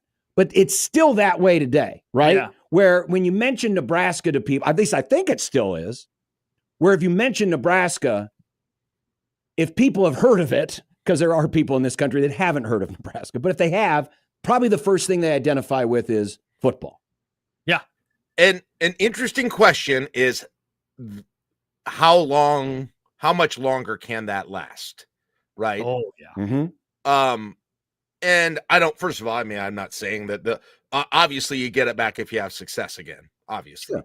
but how much longer can it last without success? But don't we Which is keep interesting. asking that? We do. Yeah, And but is it because most of us are still alive, right? Like, is there some point when just the generations change over and there just aren't people around who have seen it? I guess, yeah. I wonder it all the time. But you know, it's not like, forget about the little patches of empty seats we see occasionally. The student section is they still sell a ton of student tickets. They do. Right? So the younger generations, your son is a prime example, they still follow it. It's not like it used to be where you'd see people wearing Husker gear in school all the time like we used to, but it's still there. But that's because I basically, pushed him into it, essentially. Now, that might be the answer, is that you've got enough next generation who got, directed that way by their parents, and therefore they do have a true connection, right? I would say that my son fits into that category, and there's probably a lot of other kids, I say kids, but, like Gen Zers who didn't expect, don't know anything but they literally have experienced nothing. I mean, like, I was a part of the last generation that remembers the good old days, whereas like those are my first years, but the next generation has nothing. I mean, what's Johnny's finest moment or happiest moment as a fan? It might be like the Colorado win last year, the Wisconsin win. It would be the Colorado. Well, he says the Hail Mary, but that's also like his first memory too. So he was born in 2000. Right. He was born in 2004. So he was 9 that year. So he and Christian are basically the same age. Yeah. It would be because we've talked about this a lot. You kind of for a lot of people reach their sports fan peak, not peak, but they kind of hit their most influential period is when they turn around 9-10 years old. Sure. Yeah. So now you fast forward. So now you're talking, about Johnny or Christian. It's 2014. Mm-hmm. So what's happening in 2014? He's getting fired. Yeah. Mike Riley comes in. Well, think about one of those kids now. So a 9-year-old today, born in 2016. Think about the crap that they've had to endure. They have nothing. Meanwhile, when you were 9, when I was 9, we weren't that far removed from national championships. Well, right. And Jack, when you were 9, I mean, you were still in the heyday. When I was 9, they won their last national championship. It was 1986 when I was 9. Yeah. Yeah. So think about that. I mean, Jack, you were 3 years removed from the triplets team. I mean, that is a hell of a time to become a sports fan. Mm-hmm. Whereas and now, I remember them. Yeah. Yeah. Whereas now it's like, congrats, you've lost 1 million games by one score. Well, the triplets, that was in my period. It was like, Josh, you talk about people who are 9 now. At least they have an experience for a long time. It is those people that are Christian and Johnny's age that I can't believe they've stuck on. Like that they've, and I don't know if Christian has, but Johnny are people in that age group who are college students right now, right? Because you guys are exactly right. They began that moment when they really probably start can remember the individual games is 2013, 2014 in that range. And as has been documented in certain places, that's been a bad time. People might not know this. That's been a tough time and a painful time to be a fan. I don't really have a phrase I could describe it, but it's just been a tough time, I would say. Think on that, maybe, Jack. Maybe like arm hit or something. I don't know. So we got a tweet, and the username is always one that I don't really feel comfortable reading on the radio. So instead, I'll just read what the tweet says. A good sign. And it's a team that we brought up a million times. The legit comp is Minnesota. Their fan base can remember them winning. That can remember them winning or dead. We are for sure on that track. Once we die, no doubt. GBR, and then some corn emojis. Yeah. Year? What's the limit? What's the year? Well, but again, this situation is unique because there's not going to be one of the reasons why Minnesota fell off, not performance-wise, but popularity-wise, was the introduction of professional sports. When the Twins and the Vikings come to town in the early 60s, that helped kind of draw some of the attention away. There's nothing like that here. Yep. This is fail for the sake of failing. This is it. I mean, this is the thing that identifies the state. And so the closest thing to that is Husker volleyball, but yes. Right. Well, and so to go back to what you said earlier, or what Jack said earlier, I always think of blue bloods that went through sustained periods of downtime. Mm-hmm. And the one that I always think of first is Oklahoma, post-Switzer, but that's not even that long of a time period. And they still, as you guys... it wasn't even 10 years, was it? And they still had some teams that were above 500 in there. Well, really, it was only about 5 years where they were... It was just the John Blake era. Yeah, where they were bad. Schnellenberger. Because the rest of it, I mean, Gary Gibbs was the Bo Pelini of Oklahoma. And so you think about like Alabama, they had a few down years, but it was still sandwiched around successful teams. This is, again, for blue bloods. Is there this anything is unprecedented? Is there anything in any sport in college sports, in any basket or a blue blood has gone this long? No, I mean, North Carolina basketball post Dean Smith had some rough years, but again, it didn't last that long. And then they brought in Roy Williams. I mean, we always go back to Indiana. Have they had it in basketball that long though? See, I mean, they usually still have some ups. It's been 40 years almost since their last title. Wow. 86. Wow, that's almost 40 years ago. I'm sure they've had a conference championship. They made the national title. They made a national title. They made the national title in 2002 also. So, yeah. Right, but that's probably the nearest comp. Yeah, for sure. It still doesn't even feel that close. UCLA would be the other one in basketball, but I mean, even them, they made the Final Four a couple of years ago. So. Yeah. No, this is. I mean, it is. It's unique. Yeah, it's very unique. And I keep going back to, you think about all those other schools. This is the smallest state. Yeah. Nebraska has been historically a massive overachiever. Mm-hmm. Massive overachiever based on its state population. Now we can argue whether or not this course correction or this regressing back to the mean, whether it's too long or not. I would argue that it probably is, especially for a program that's had this kind of success, but it is still the smallest state in the union that has this many titles in a money sport in college athletics. I guess my question is, how long do they have it? At some point I do think they're going to have a good season again, but how long can they sort of ride their own, tailwinds still from the history of it to make that even better, to still be because there's all teams that pop up for a while, but what's happened with other blue bloods is they've come back like blue bloods, right? Right. I don't even know, Jack, if Nebraska's riding the tailwinds of the 60s, 70s, 80s, 90s, and I've said this many times, the fans are the one thing that has kept this program relevant. Yeah. You talked about it earlier with the TV ratings. So it's really as long as the tolerance of the people allow for it. Yeah. The people will not let this die. But John, what fuels the fans is the memories of those times, right? And A once little those bit. memories get further away, I think they're at some. I mean, I think there does exist in theory a time where you lose a significant portion of what still exists now. I don't think it's imminent, right? And I think they'll get good before that happens somehow. Like at some point at some point, law of averages says they're going to just break out this year. But Jack, like the way that I would phrase it is, how long will there be diehard fans that like sustain the ecosphere that is Nebraska sports media, t-shirt companies, all sorts of stuff? Like how many more years of failure could they have where people still, for the lack of a better term, live and die with them to the point where they're engaging with everything that surrounds the program? And then the question is, what age are your listeners? You guys are primarily talking Nebraska football, most of the year. You've got people who are your regular listeners. I would guess, Josh, they're probably average around your age. But I was going to say, I think if we were to do an average of our listeners, I bet they're in their mid-30s right now. So they don't have they don't go back as far as, they have some of the memories. They have some of the memories, but not all of them, right? Yeah, for sure. There's a lot of stuff in there, but it is a fascinating topic. But I'll say it and I'll keep saying it. The fans are the one thing that has kept this thing relevant. 100%. One thing that has kept this thing relevant. Yes. It's why they're in the Big Ten.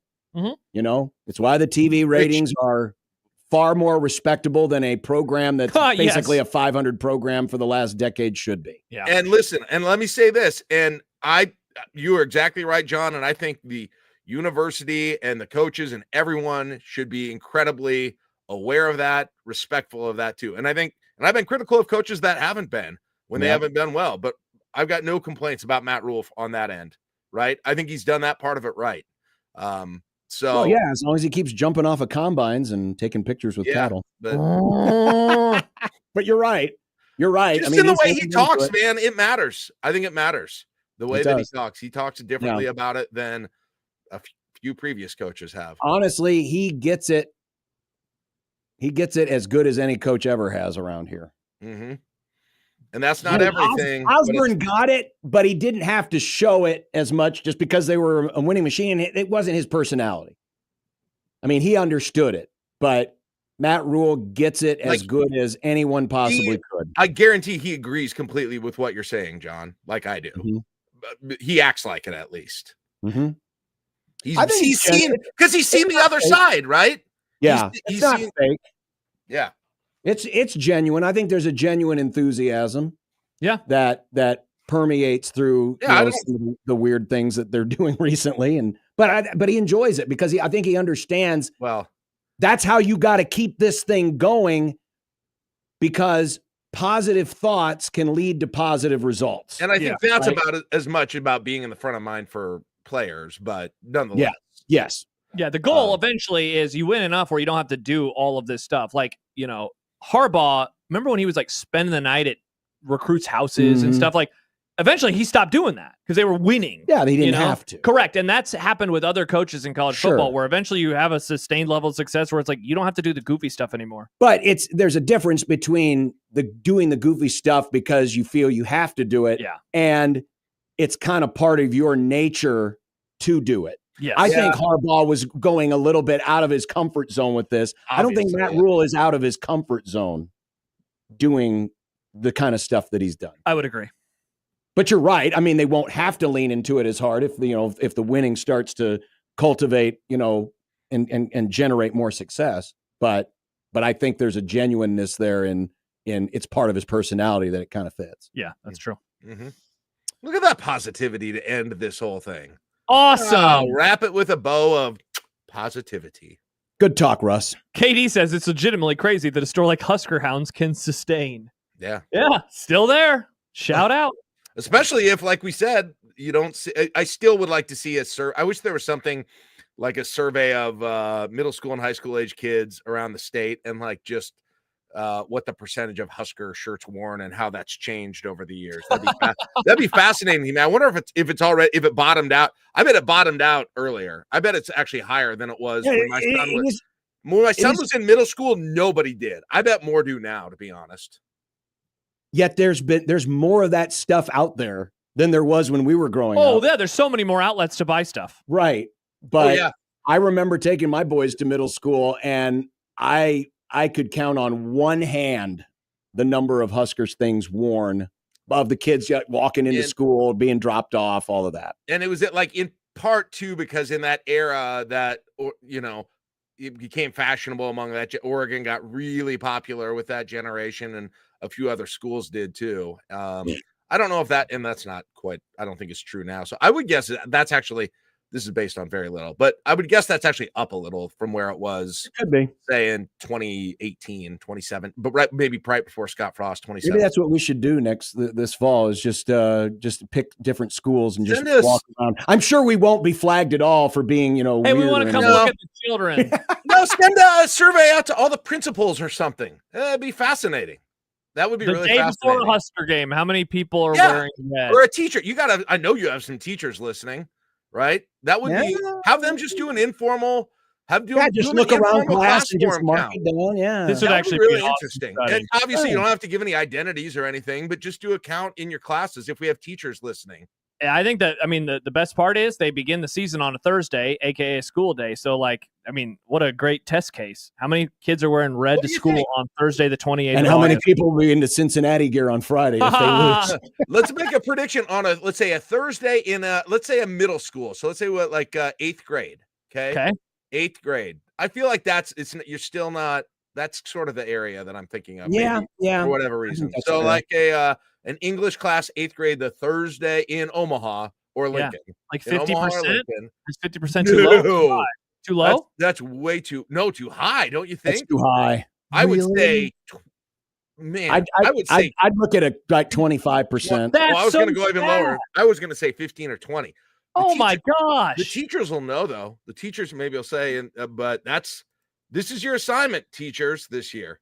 Yeah. We're curious. You want us to clap and say thank you again? You need to count the number of Husker shirts that your students are wearing. Yeah. Thank you for your service. Thank you for your service. All right, we got to run. Wow, Jack, this was awesome. Yes. Thank you. Good stuff. Have a good show today. Have a good show. Have a good weekend. All right. We'll see you guys later. There he is, Jack Mitchell from our sister station, KLIN, who might be sleeping on Josh or on Josh's floor. No, on Gary. Like, on what's Gary. his name? Oh, How he that's slept right, on Larry Gary. Floor. We are past time for break. Got to run because Kent's Movie Club is coming up as well. 1620 The Zone.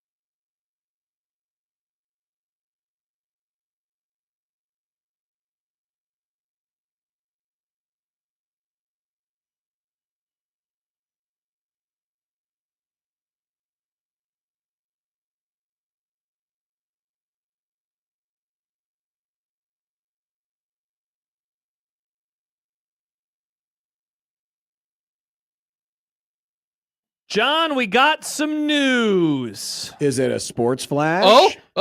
You know what? It is. We don't do sports flash. That's another thing. Time for an unsportsmanlike gone by the conduct wayside. sports flash update. Sports flash. From the Sports Flash Sports Desk. It's true that some people abuse the privilege of the sports flash. Yeah, Josh. What did I do?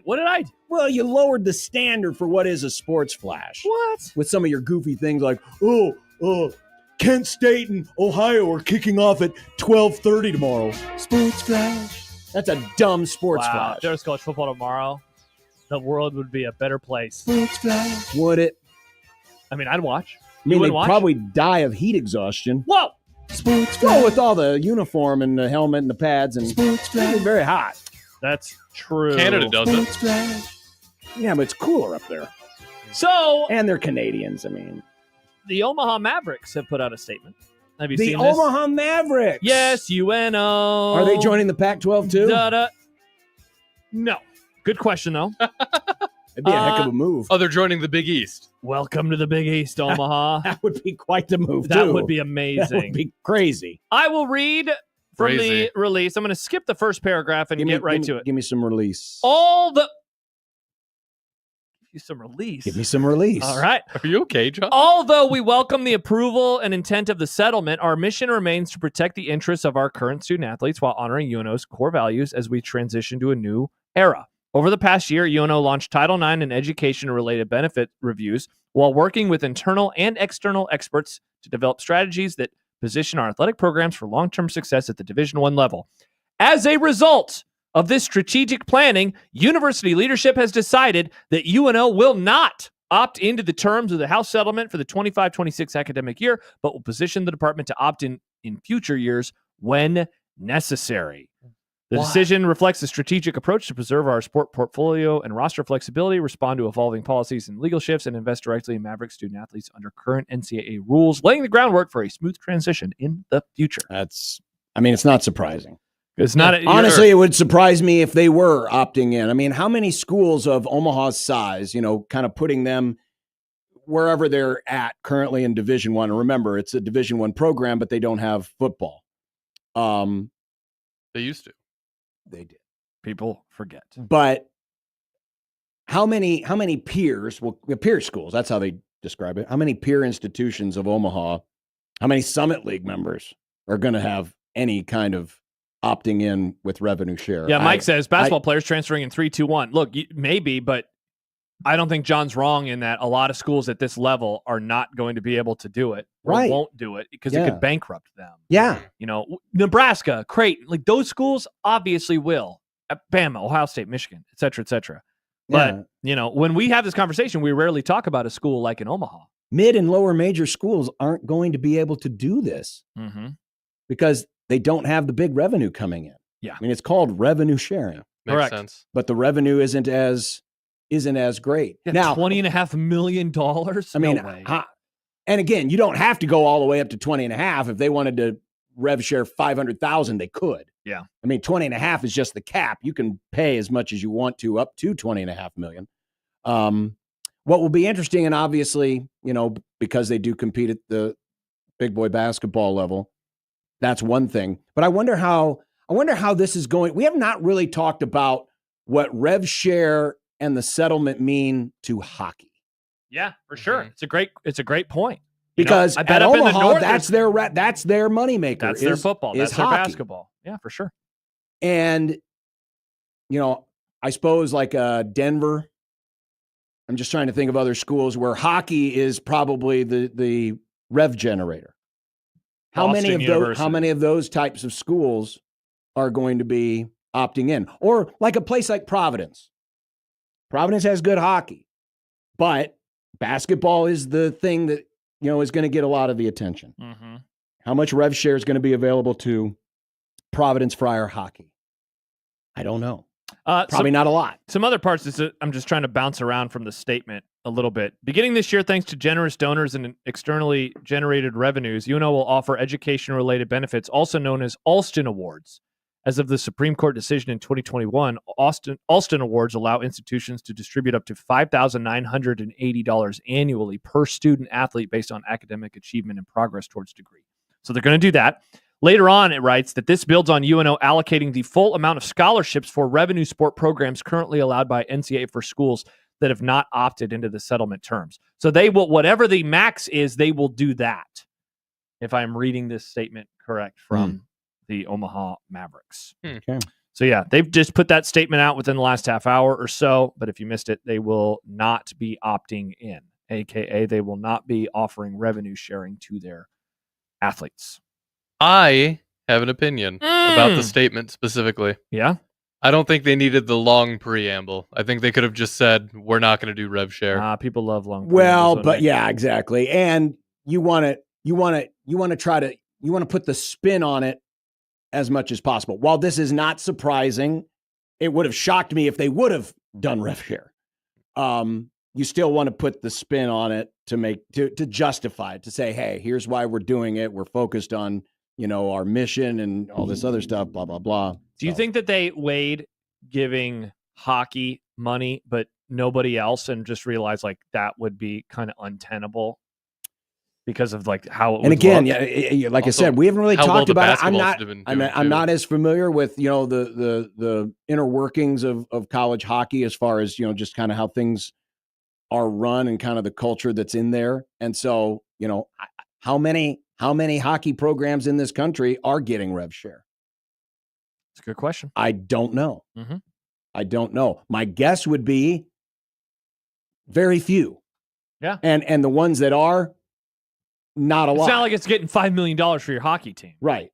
Do you guys think, and this is like years, maybe 100 years from now, we're going to see a thing happen where like a football school is going to drop every sport except for football, basketball school only focus on football? Well, they can't do that hockey, because it's etc. Title IX. Yeah, no, what it will happen, I think you and I are in agreement on this, is that they will kind of separate from the university. They will pay the university to use the name Nebraska, but that it'll not be it'd be more of a branding exercise than an actual university. Like a sponsored club. Basically, yes. Yeah. A very, very, very valuable club Or team. like IMAX in Westroads, how it's not really IMAX, but it gets to use the IMAX name. It's pretend IMAX. Oh, the Nebraska pretend Cornhuskers. Mhm, exactly. And it'll be interesting to see how that lands to people. It certainly will. The internet, a.k.a. the Creighton burner community, was abuzz today. Oh, they're speaking Russian again? No, they weren't speaking Russian this time. They were speaking Fedor. Oh. But Fedor Zugic, who, of course, last year was deemed eligible halfway through the season last year.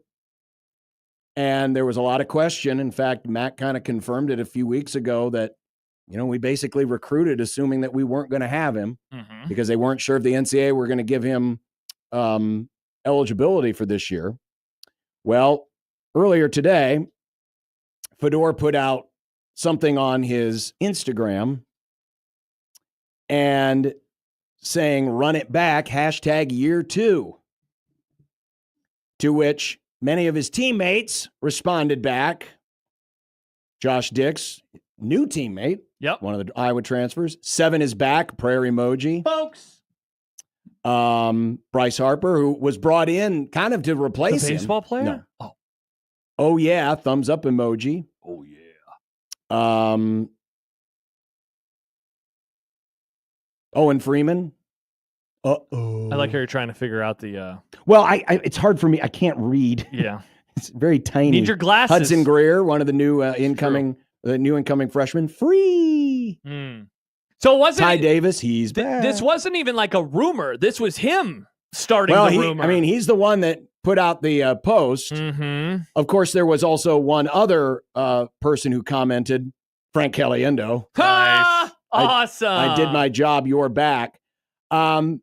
Nothing official from the school yet, but what are you hearing, John? The indications, things are trending in a good direction. Okay. Can you believe he used And my guess is Fedor wouldn't have put out anything like this if he wasn't pretty sure that all is going to be well. Yeah. Now, the next question will be, just how much eligibility does he have? Mm-hmm. Will he be allowed to start in November this year instead of January? My guess is yes. I mean, that maybe they'll let him, or they won't allow him to play until February as a bit. That would be a hell of a bit. Mm-hmm. That would be a hell of a bit. Tough look, by the way. He used a Young Money song featuring Drake. Nice. Imagine still being a Drake fan after all of that. That's what you need to ask him Drake's about. been a good basketball program the last few years. Nice. You need to ask him about that, John, when the season gets Sure. closer. Hey, you use this Drake song. Like, What's up say, with that? Drake. Mike says, is Frank Caliendo Fedor's bag man? Oh.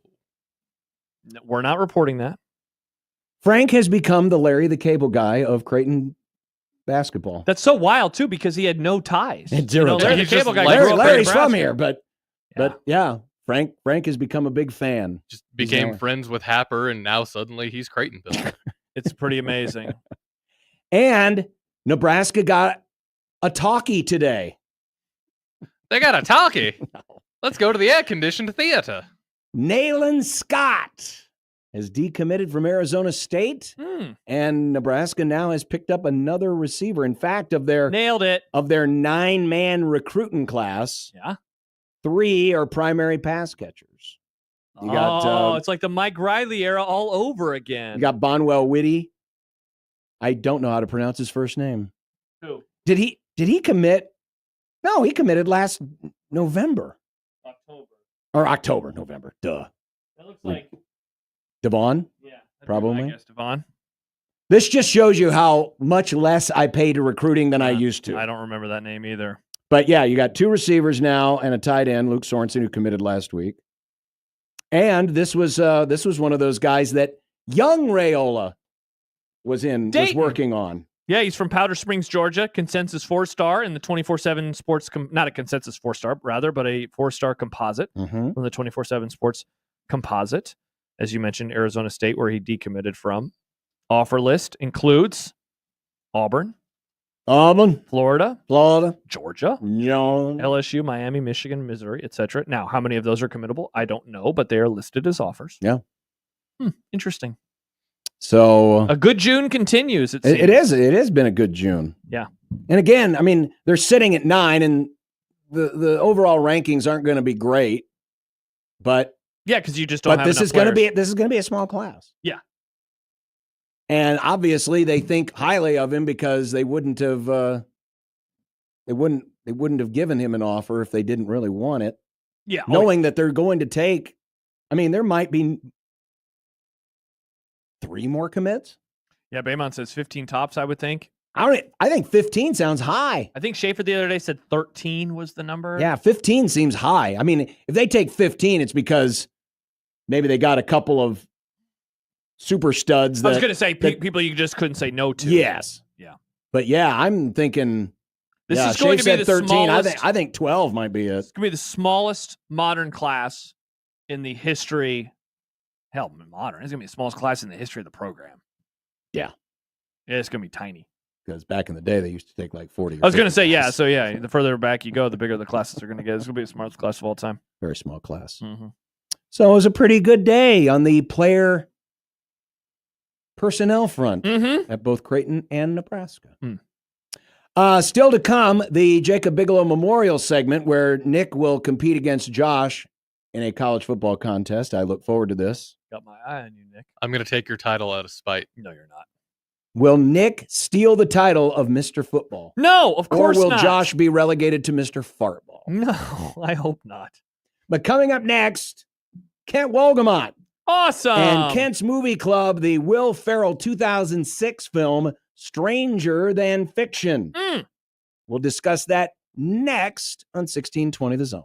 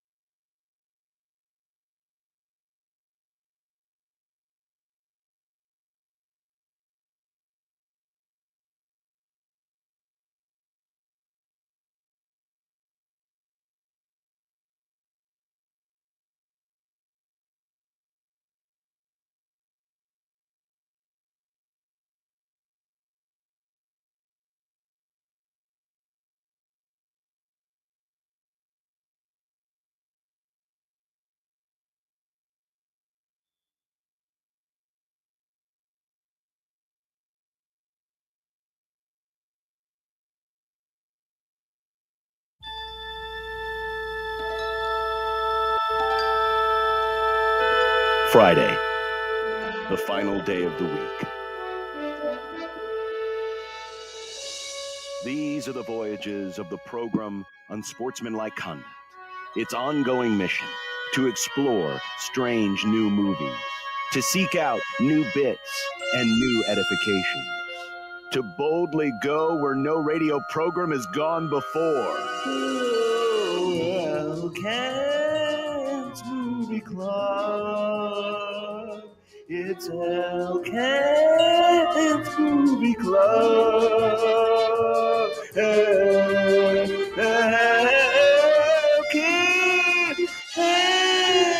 Movie Club. It's Kent's Movie Club. With Kent Wolgamon of the Lincoln Journal Star. Hello, Kent. Hello, John. How you doing? I am doing just fine. There's a colleague here works, Alyssa, who works for Power. Yeah. She's coming to town tonight. Apparently there's an act at the Zoo Bar. Are you going to the Zoo Bar tonight? Is there something going on tonight at the Zoo Bar? I don't know. Okay. Nice. Zoo Bar. That was a fun noise you just made, Ken. Yeah, that could be a drop, Nick. It's a good noise. It sounded like Blue from Like Blue's Clues. Scooby noise.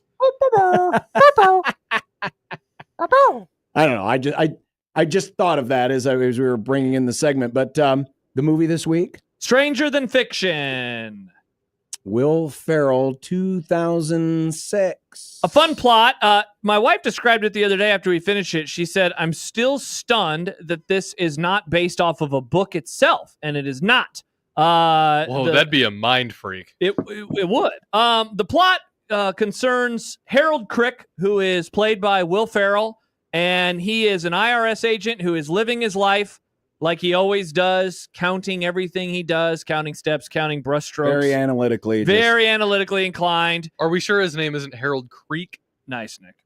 There is also there's a disembodied voice. There's a narrator, a British woman who is narrating his life. And then at some point early in the movie, 15, 20 minutes maybe, suddenly he's hearing this voice and he is trying to figure out what the hell is going on. Ultimately, he comes to realize with the help of Dustin Hoffman that this is an actual author who has been dealing with writer's block, and it seems like has been writing this book for at least 10 years, who is writing this story about Harold, and thus he is trying to figure out how to meet her to convince her to not kill him, because apparently that is what this author is known for doing. Yeah, all of her novels end with the main character dying. Her bit, which I thought of, and I think I would hate to read her books because you know that the person you're reading about is going to die. Mm-hmm. Yeah, it's kind of a spoiler alert if you know that all of the main characters are going to die. Plus, she also is saying, like, and Harold didn't realize that this moment was going to come back to haunt him or whatever it was. Mm-hmm. And so that kind of... Little did he know. Little did he know, which is a... what's the word I'm looking for? Like a phrase, a literary turn of phrase. Is that what you'd say, Kent? Is that what that is? Phrase, yeah, absolutely. A couple other people that are in this. Maggie Gyllenhaal plays the love interest of Will Ferrell. Queen Latifah plays a fixer, I guess, from the publishing house that is trying to help out with the writer's block. And the author is played by Emma Thompson. And so that is this movie. I hadn't seen it in almost 20 years. I really enjoyed it. I think that the plot, I think the premise is excellent. I think it's super, super fun. And Will Ferrell, I thought, Kent, that he did a pretty good job at playing a pretty serious role for the most part. I mean, he's still funny in it, but this is not the Will Ferrell of that era. We spent the whole crossover today talking about comedies, and it began because we were talking about Anchorman. I mean, this movie comes out just a couple of years after Anchorman. This is in the era of Old School and Talladega Nights. Like, so he's in his prime. He's in his movie prime here. Yeah, and so he zigs or zags rather, and goes off and does this movie. I thought that he did a pretty good job at playing a character like this. You are correct. I rarely do. I went back, and after I watched it again, I went back and found what I wrote, which, when you get back this far, is an archaeological adventure in the get back this far, 2006. Good Lord. Had to go to the library and look at one of those newspaper machines. I loved those, by the way. And I actually think I actually got it 100% right 20 Nice. however many years, 19 years ago. And here's sort of what I started off writing. Will Ferrell fans expecting something like Elf, Old School, Anchorman, or Talladega Nights will be in for a huge surprise if they decide to take a chance on Stranger Than Fiction. Ferrell plays a nearly straight part in a movie that's reminiscent of Charlie Kaufman's Mind Twisters adaptation and Eternal Sunshine of the Spotless Mind. Like adaptation, Stranger Than Fiction is about the creation of a novel. In this case, it's the story of a doomed IRS accountant being crafted by novelist Karen Eiffel, Emma Thompson, a gifted writer who always kills off her main character at the end of the book. Like Eternal Sunshine, parts of Stranger Than Fiction take place in the mind of its central character. That's Ferrell's Harold Crick. He's a methodical, isolated human calculator who brushes his teeth in a precise number of times each direction every day, fills out the same number of forms, places his watch in just the right spot on his nightstand. You get the picture. And then a little further plot description. And then down here at the bottom,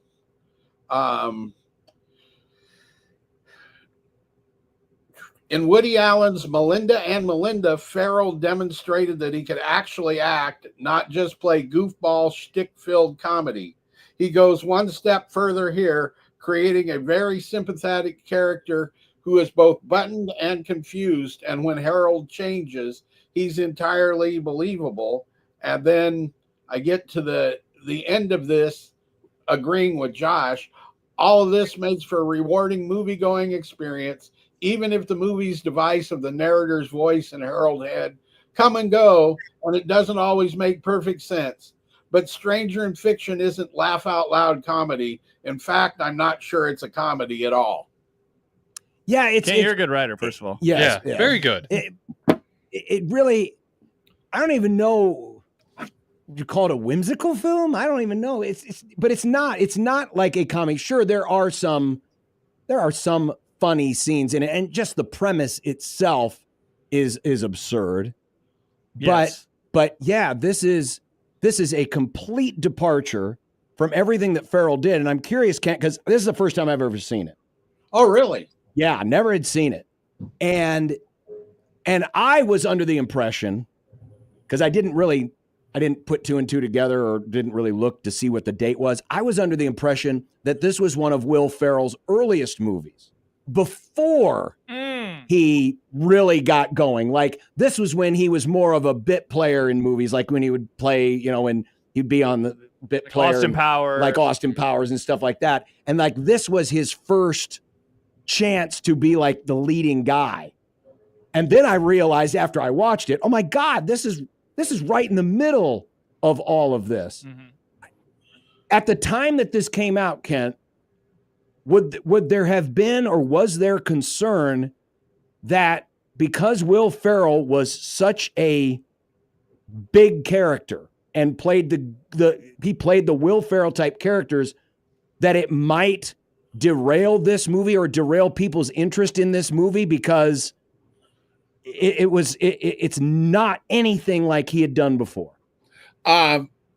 Actually, I think more what the time, the way it was seen going into the picture, whether people liked it or not, was that this was Will Ferrell taking the turn towards being a dramatic actor, just as Robin Williams had done before him, as Jim Carrey had done before him. You can go down. Adam Sandler was in that era. Belushi even did it for as short a career as he had. But these guys, Bill Murray very successfully, and this was a thing that those comedic actors did, in part to establish the fact that, I'm not just a comedian up there doing my same shtick every movie, right? Mm-hmm. And it turned out, and he did it a little bit in that Woody Allen picture, which I think is what let him go, okay, he can probably carry this picture, right? And so yeah, and then I think what you got was I remember what you got was there was some dissatisfaction from the people that just wanted Anchorman 6 or whatever, right? Yeah. But this movie actually ended up being a hit. I mean, this thing made all kinds of money, which is mind-boggling to think about today, that you can take, your biggest comedy star and stick them in a small psychological drama about literature and make that kind of box office. It just wouldn't happen today, I don't think. Kent, what did you think of Dustin Hoffman? I was struck by his character. I thought he was the perfect amount. I mean, John said whimsical earlier. Like, I think that he was this great balance of what the hell is happening. I loved the scene when he explains why he's asking him all these questions. And he's like, well, because you said no, we just eliminated X, Y, Z. And it's like, that's a great mind that he obviously has. I thought his character was darn near a standout on the rewatch this time. Oh, he absolutely was. And those are some of the funniest scenes. The ones where even starting with that first one where Farrell comes in and like starts telling about it. And he's like, I've got 12 graduate students in this many classes and whatever, go away, basically. And then it's like, what? I thought that was, they're not punchline comedy, but pretty funny scenes. And Hoffman's really good at doing that, getting that kind of balance there. I wonder, because the word gravitas gets overused, but anytime Dustin Hoffman shows up in a movie, there's an element of gravitas. Is there. Because again, went into this blind, had no idea Dustin Hoffman was in it. As soon as Dustin Hoffman appears on the screen, it's like, oh, okay. Kind of sit up in your chair. You sit up in your chair a little bit, because it seems like, I can't think of a bad Dustin Hoffman movie. I'm sure there's been one. I can't think of it. And it's also a signifier that this is a relatively serious picture. Correct. And I wonder, does his appearance and his placement in this help Will Ferrell's serious acting? You know what I'm saying? Where it legitimizes it, like, okay, he's playing next to this guy. So for those who may have gone into this thinking, I'm going to get crazy Will Ferrell, Dustin Hoffman shows up, and all of a sudden it's like, oh, okay, this truly is going to go in this direction. It does that, and it also actually in the making of the film, you put somebody. It's kind of like playing with a great point guard or something, right? You put somebody in scenes with an actor like Dustin Hoffman, and he's going to lift them up. The good actors lift up the people that are with them, bring out things. And that, strikes me anyway, was part of what happened with this movie, because that's a really good cast with the exception of Queen Latifah, who really there wasn't much to that character. All the rest of them are really interesting characters played by exceptional actors. Maggie Gyllenhaal at the time was the biggest young actress going, 20 years ago. And it got Dustin Hoffman, you got Emma Thompson, both of whom are Oscar winners for sure. Right? So you put him in there, and that pulls him up, and and that's also part of why this picture works so well, is because you've got to, there's an art to playing these kind of movies that are, like I say, the adaptation, the Eternal Sunshine, they're not quite realism, but they're not quite comedy. They're not quite, melodrama or anything, right? And so there's a real trick to playing those pictures. Nick, what did you think? I loved it. I thought it was great. You mentioned it earlier, talking about balance. I think that this movie struck the perfect balance, because if it would have gone one way, it could have been a bit too campy. If it would have gone the other way, it could have been a bit ridiculous with an already ridiculous plot. The way that every actor played it with a completely like straight face, like, okay, this is what's happening. I think it elevated the movie and made it great. I think everybody, Queen Latifah, had really good chemistry with each other. Like, and Ken mentioned it earlier, Queen Latifah's character, it's just who the Not character given was. much to do. Right. But the chemistry of everybody else and how they all interacted. Like when Will Ferrell and Maggie Gyllenhaal were talking on the bus. He's like, oh, I left my socialist papers at home or whatever. Mm-hmm. And then when they're hanging out, when he brought her I brought you flowers, and it's just like flour, like baking flour. She's a baker. Mm-hmm. And then even the scene when he's in her house and he's just playing the guitar, and then she just comes out. It was all very believable. It felt like real people in this weird situation. It did. It's a great point. I mean, it felt, even though it's supernatural because those things don't happen, they did do a good job of making it feel like, this is real. And even the author, I'm sorry, I apologize. What's the actress's name? Emma Thompson. Emma Thompson. Yeah. She, even the way she reacted when she discovered that she was controlling this, like with the phone ringing, and then she like jumped up, and then she realized like the possible implications of all of her books that she'd written, and she was kind of spiraling because of that. That was pretty good. Yeah. And then, they're like, you have to, like, they read the book before she had like typed out the ending, and all of them were like, you got to do it. You got to do it. Like, it's a beautiful story. Yeah. It was very good. It was a very heartfelt movie in a way I wasn't expecting it to be. Yeah. Also, Buster's in it, his best friend. Yes, he does show up. Yeah, from Arrested Development. Which, what's his name? It's leaving my brain right now. I only know him as Tony Buster. Hale. Tony Hale. Oh yeah, that's Dave. That's the closest. From Veep. From Veep. Yeah. Gary. Yeah. Gary from Veep. That's the closest thing that Will Ferrell's character has to a friend. And then there's one scene where he has to end up staying with him. And then they just have this hilarious exchange. It's like, say you're going to die tomorrow. What would you do? He's like, well, do I have superpowers? Like, you're you. He's like, no, I know I'm me, but it's hypothetical. Do I have superpowers? And then he's like, fine, invisibility. Yeah. Like, oh, I'd go to space camp. Like, you'd go to space camp with invisibility. And then it sets up at the end when he gives him the which was really sweet. That was nice. Yeah. Okay, now this is a 20-year-old movie, so here's a big spoiler, but it's a question. Yeah. This is the thought that occurred to me watching it. The writer had a choice to make at the end. Does she finish the book the way she finished all her other books? Hence, dead Will Ferrell at the end of the movie.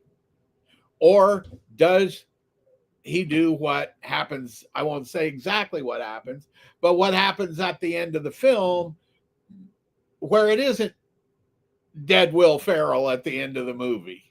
Mm-hmm. Had they played the first one, had he done the first Are you one, saying, like, do you like, is the movie better? Is that what you're asking? Well, I'm saying would it A, be better, and B, how different would it play all these years later? Conclusion. Man, I mean, Ken, this sounds like such a sadistic thing to say. I am always more interested in movies or shows or books that take bold choices like that. Like we talked about a handful of years ago, the last Star Wars movie, and there was the bait and switch with Chewbacca getting killed. And I thought you're like holding the hands of the audience too much in some instances where it's like, we just can't kill anybody off, or let's resurrect them from the dead. And like, that happens in all sorts of movies and TV shows. I didn't think, though, that this was a cheat.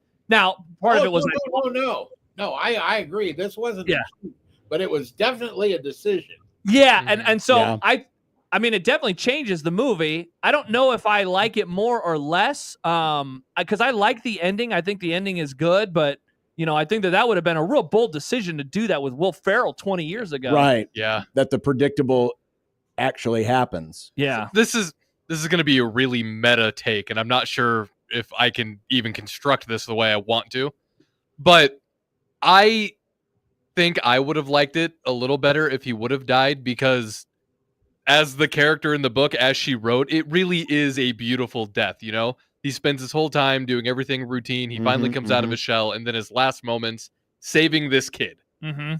I think that it is beautiful, both in the context of the book and it would have been in the movie. But then, I mean, we got the ending of the movie, which was also the ending of the book. And I felt the same way that Dustin Hoffman's character felt. It was like, yeah, it's good. Yeah. It's fine. It's not a masterpiece. It's not as bold. Yeah. Right. So it's like the movie is kind of doing a self-commentary on itself while it's happening. Though I would say this, one more thing before John goes. If she is known for killing characters and then finally she doesn't, does that actually, I wonder how that lands with the audience. You know? If you are expecting, it's like how you go into every What if she dies instead? What if she Jeez. I'm just saying, you know what I mean? Right. But like every M. Night Shyamalan movie, you go in expecting a twist. What if there's no twist? Do you end up liking it more That's the because it surprises you? Right. You know? Right, Like, does because the audience... I was as it was nearing its conclusion, I was like, well, he's not going to die. Mm-hmm. Yeah. And Again, got that I went vibe into this too. completely blind, and so the predictable did happen.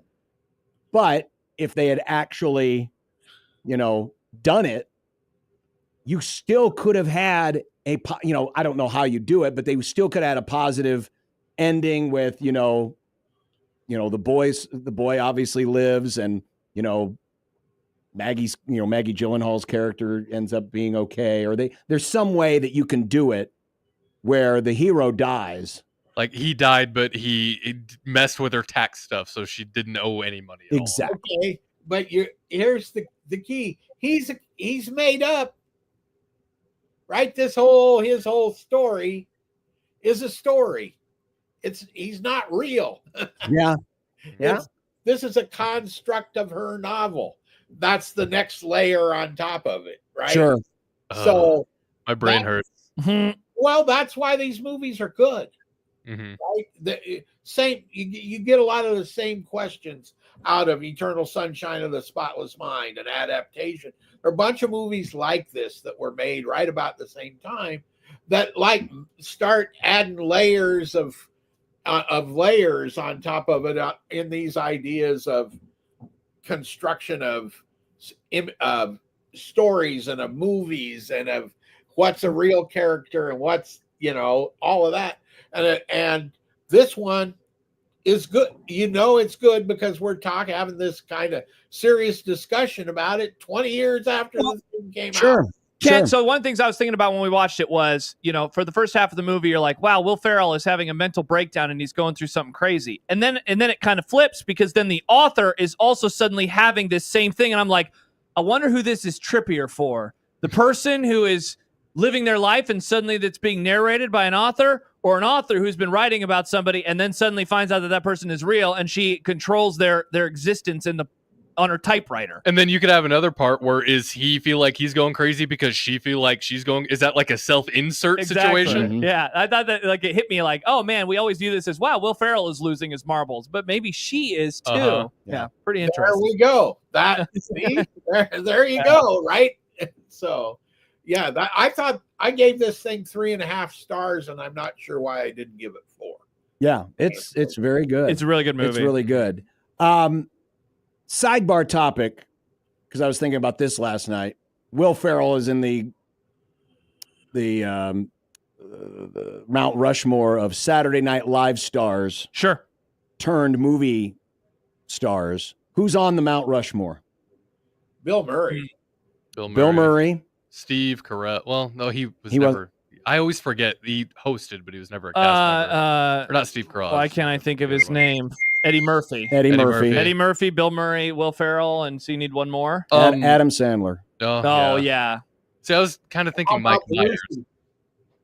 See, Farley. I would think. But they just burned out too bright, right? Yeah, but they had such a short lifespan, right? Yeah, more ways than one. Right. But I mean, all of those other guys, and they're still doing it today. I mean, Will Ferrell's. What about would movies. Dan Aykroyd be in the conversation? He didn't do as many movies. I mean, he did some, but he's like in the next tier. Yeah. Chevy Chase? Ooh. Okay. It's easier to eliminate the Saturday Night Live people who did movies who shouldn't have. Yes. Yeah, that's definitely. true. That's true. Oh, another point I wanted to make about that movie.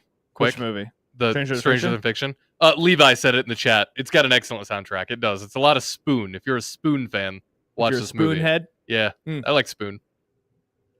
Good movie. Great movie. It was good. All right, I'm taking off Adam Sandler and I'm putting in Chevy Chase. Nice. There's Interesting. no offense, Adam. I don't know if I'd take Adam off. You ain't taking Eddie Murphy off. No. You're not taking Will Ferrell off, I don't and know you're if not taking Bill Murray off. You wouldn't put him on? What? Yeah. I mean, Chevy Chase became a bigger movie star than he played 1 year on SNL, and I don't know. I mean, Adam Sandler's a bigger movie star than Chevy Chase. And I'm thinking of like still like current today, relevant, but not. But I mean, I'm all thinking time, of though. I'm thinking You about think? relevancy in 2025. Yeah, Adam Sandler, that guy. I mean, Well- he can fart and make money. Yeah. Like, literally, probably does. Okay. You know? Plus, Chevy Chase is an a-hole, so maybe we keep him off just out of. Wow. He is. Have you ever met Chevy Chase, Kent? I have not. Probably for the best. Yeah. Well, that is Stranger Than Fiction. It's on. Indeed. Nick? So our next movie club will be in 2 weeks because next Friday people are 4th of blowing July. Birthday. Or and my birthday. Mm-hmm. And Nick's pick, which we hope does not leave streaming between now and then. So we're going to Max. It shouldn't leave. Nope. I hope it doesn't. I'll be Nope. pissed if it does. We're gonna watch Spaceballs. One of my favorite movies of all time. And this is in honor of the new one that's going to come out at some point in time. Yep, 'cause that it's been better on the be brain. called. That better be called The Search for More Money. Mm. It better be called that. I think that I've seen Spaceballs one single time in my whole life. Oh. I remember going in a little disappointed when I watched it the first time, just because it had been built up so much. So now I'm excited to watch it with fresh eyes all these years later. I'm excited. I think I've said this before, but like 4 or 5 of my favorite jokes that just exist in movies in general are in this movie. Oh, wow. I love this movie. Okay. So we'll do that for 2 weeks. 2 weeks. Kent? So since we're not doing this next week, here's a little hype. Next weekend, after I think it's the 5th, 6th, and 7th, or 4th, 5th, and 6th, whatever it is, Spinal Tap is returning to theaters for 3 days only. Really? In a 4K restored version. Wow. And, the reason I bring this up is because like Nick, Spinal Tap is one of my favorite movies ever. And B, it's a rare chance to see it in the theater. And C, the however many years later, 40 years later, sequel is coming out in 2 months or a month. And you've never seen it, right, John? I've also I've not seen it. How have you never seen it, Nick? You are of music. I've just never seen it. Oh my gosh. Okay. It is streaming, Kent, on. I was going to say, at some point we have to do that here. Then it's so. I'm going to check just to make I sure. mean, now that Kent mentions that, I may go see it in theaters. I may actually go to the theater instead. I haven't It is so funny. been to the theater in a while. I've only seen it once, Kent, but I thought it was hilarious. It looks like it's on something called Canopy. I don't even know what the hell Canopy is. Canopy We're going to the theater. All right. Kent, I have a quick question for you. Okay. Have you had a chance to watch the F1 movie yet? I was. You will find. I missed the screening because it was in the middle of the frickin' night. So I am going tomorrow at 10:30, and it's 11:30 movie. But my ride is coming to pick me up in a Ferrari. Let's go, Kent. Jeez, Kent. Not Lucky. to brag much. Come on. I love that. That's awesome, Kent. Unless you're a Ferrari fan for Formula One, then it'll just explode. And guess what, Got Kent? him. Whoever's driving you will pass more cars than you see in any Formula One race. That's a lie. Yeah, oh wow! He's a huge Ferrari. Oh, is he okay? And he's not okay. That's He's rough. really not okay. I'm off next week, so I plan on getting a midday matinee of the F1 movie. But I've heard that it's fantastic in IMAX, so I might jump across the river and watch it. Go watch it on real IMAX, Yeah. not fake IMAX. Paced across the bridge. By the way, Canopy is if you have a library card. That's what Canopy is. You can watch it with your public library card, Oh, which I have. That's crazy. Yeah. So there you Really? go. Yeah, if we want to do this, a Spinal Tap in a few weeks. Or we can go see it in theaters because that sounds fun too. Theaters.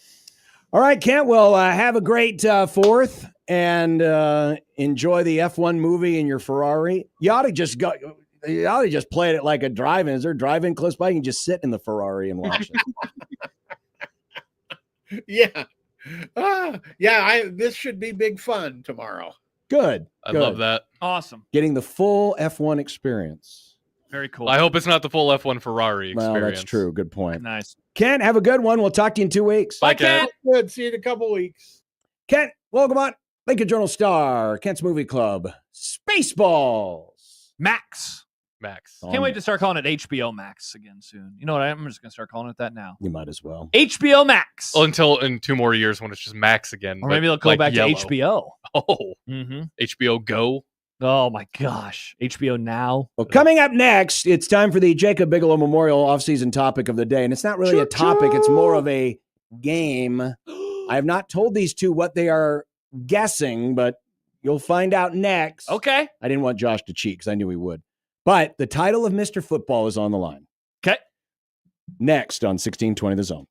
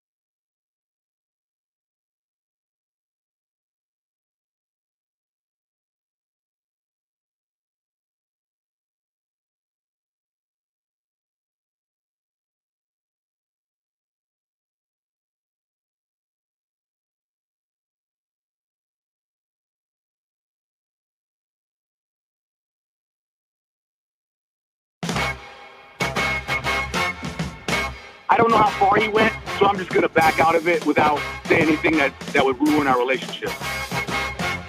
Everything's football brand. We're sitting here in Omaha, Nebraska, talking about college basketball. And there are people employed by your radio station that have been itching to talk about spring practice the last 2 weeks because they think that that's relevant and that's what needs to be talked about in the month of March.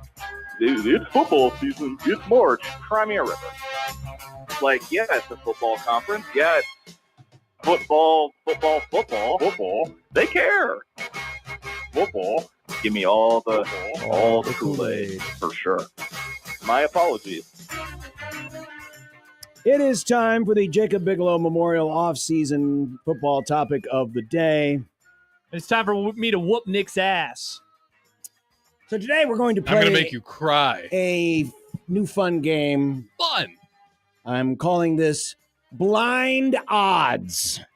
Okay. Blind Odds. I am going to give each of you 5 different odds for the college football playoff, to make the college football playoff. Okay. And you have to guess which of the 5 teams those odds belong to. So we have to match them. You have to match the odds. So okay. The teams that we will be dealing with in today's exercise are, in no particular order, the Iowa State Cyclones, the Texas Tech Red Raiders, the Fighting Illini of Illinois, the Arizona State Sun Devils, and the Nebraska Corn Huskers. Nice. This is a fun game. It is a fun game. The odds, if you're watching along on the YouTube channel, we've got 5 different. These are all actual odds from BetMGM for these teams to make the college football playoff. So we will start with the first set of odds on the screen. Yes is plus 550. No is minus 900. Which of the 5 teams does this college football playoff odd belong to? Yes, to make the playoff plus 550. You want me to go first or you want Nick to go first? You guys choose. I don't care. You can fight over it. Nick, you want to go first? Yeah, sure. I'll go first. Who do you think it belongs to? Illinois. Let's say Texas Tech. All right. Illinois for Nick. Texas Tech for Josh. The next set of odds on the screen are plus 425 to make. And again, sometimes you have to explain. Plus 425 means this. If you bet $100 and that team makes a playoff, you win $425. So yes, plus 425. No, minus 625. So, Josh. I'll go first this time. Arizona State. Nick? Is it okay if I have yes, that? You okay. can. Yeah. Arizona State. Okay. Interesting. Okay. Interesting. Okay. Next set of odds. Yes to make the playoff, plus 950.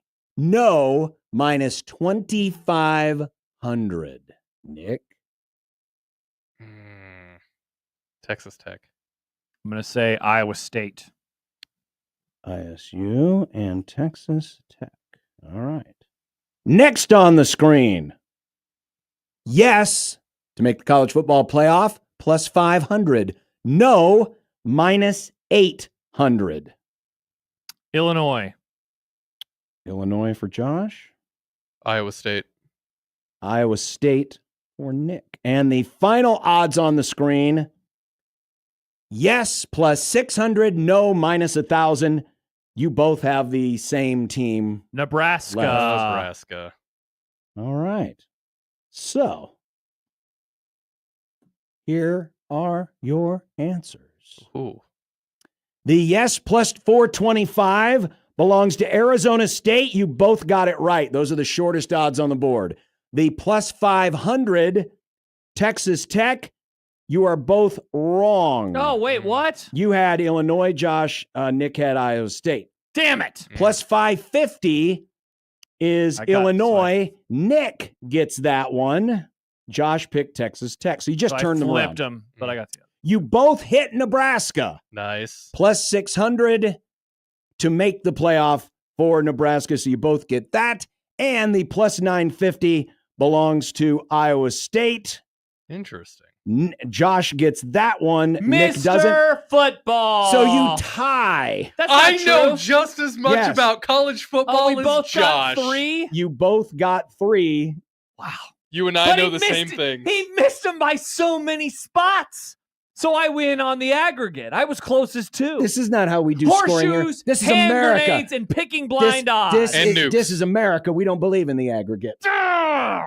I know just as much about football No, as you Josh. do not. Well, we can split the title. I can be Mr. and you can be Fartball. Damn it. Ooh, I like that. Yeah. Did you expect this to happen, John? A tie? God, I almost went 5 for 5. Not really. I mean, the easiest one. What was the easiest one? Arizona State felt like the easiest one for me. Yeah, honestly, it's the bookends were the easiest for me. See, I thought Iowa State would be the easiest. That they'd be last? The easiest one to pick. Yeah. Because theirs is the longest odds. See, no, but remember, the Iowa State was close to the playoff last year. I mean, they were in the contention there late. Mm-hmm. And the Big 12 conference is wide freaking open. By the way, Andy says, I thought you both said yes on Tech at plus 550. Did John write it down wrong? Is there a little No, Nick collusion going on? The plus 550, you picked Texas Tech. Nick picked Illinois. And Illinois is the correct answer. Sad.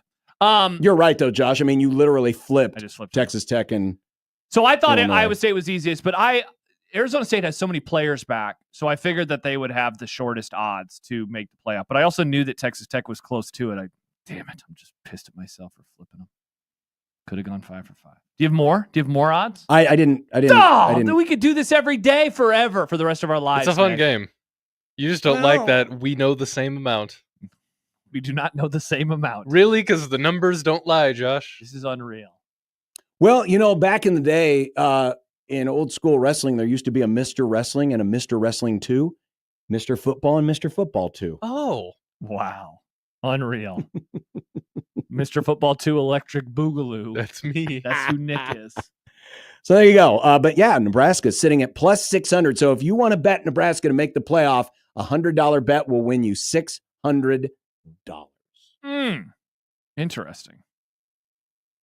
We might do something I similar think we to should that. do that again next week. Well, Nick will be gone next week. Yeah. We should do that again when Nick's back from vacation. Nice. Yeah. All right. Because we could do it with the teams at the top of the country. We could do it with other random teams that are, basically, John, you just find chunks of teams. Hey, John, this is a fun teams. game you've made. Chunks of teams. Mm-hmm. I'm a fun game guy. Interesting that Arizona State is still, so that must mean all Big 12 teams are plus odds because they have amongst the best odds to make Well, it. but There's no real favorite. I mean, the number of teams that are minus odds to make the playoff.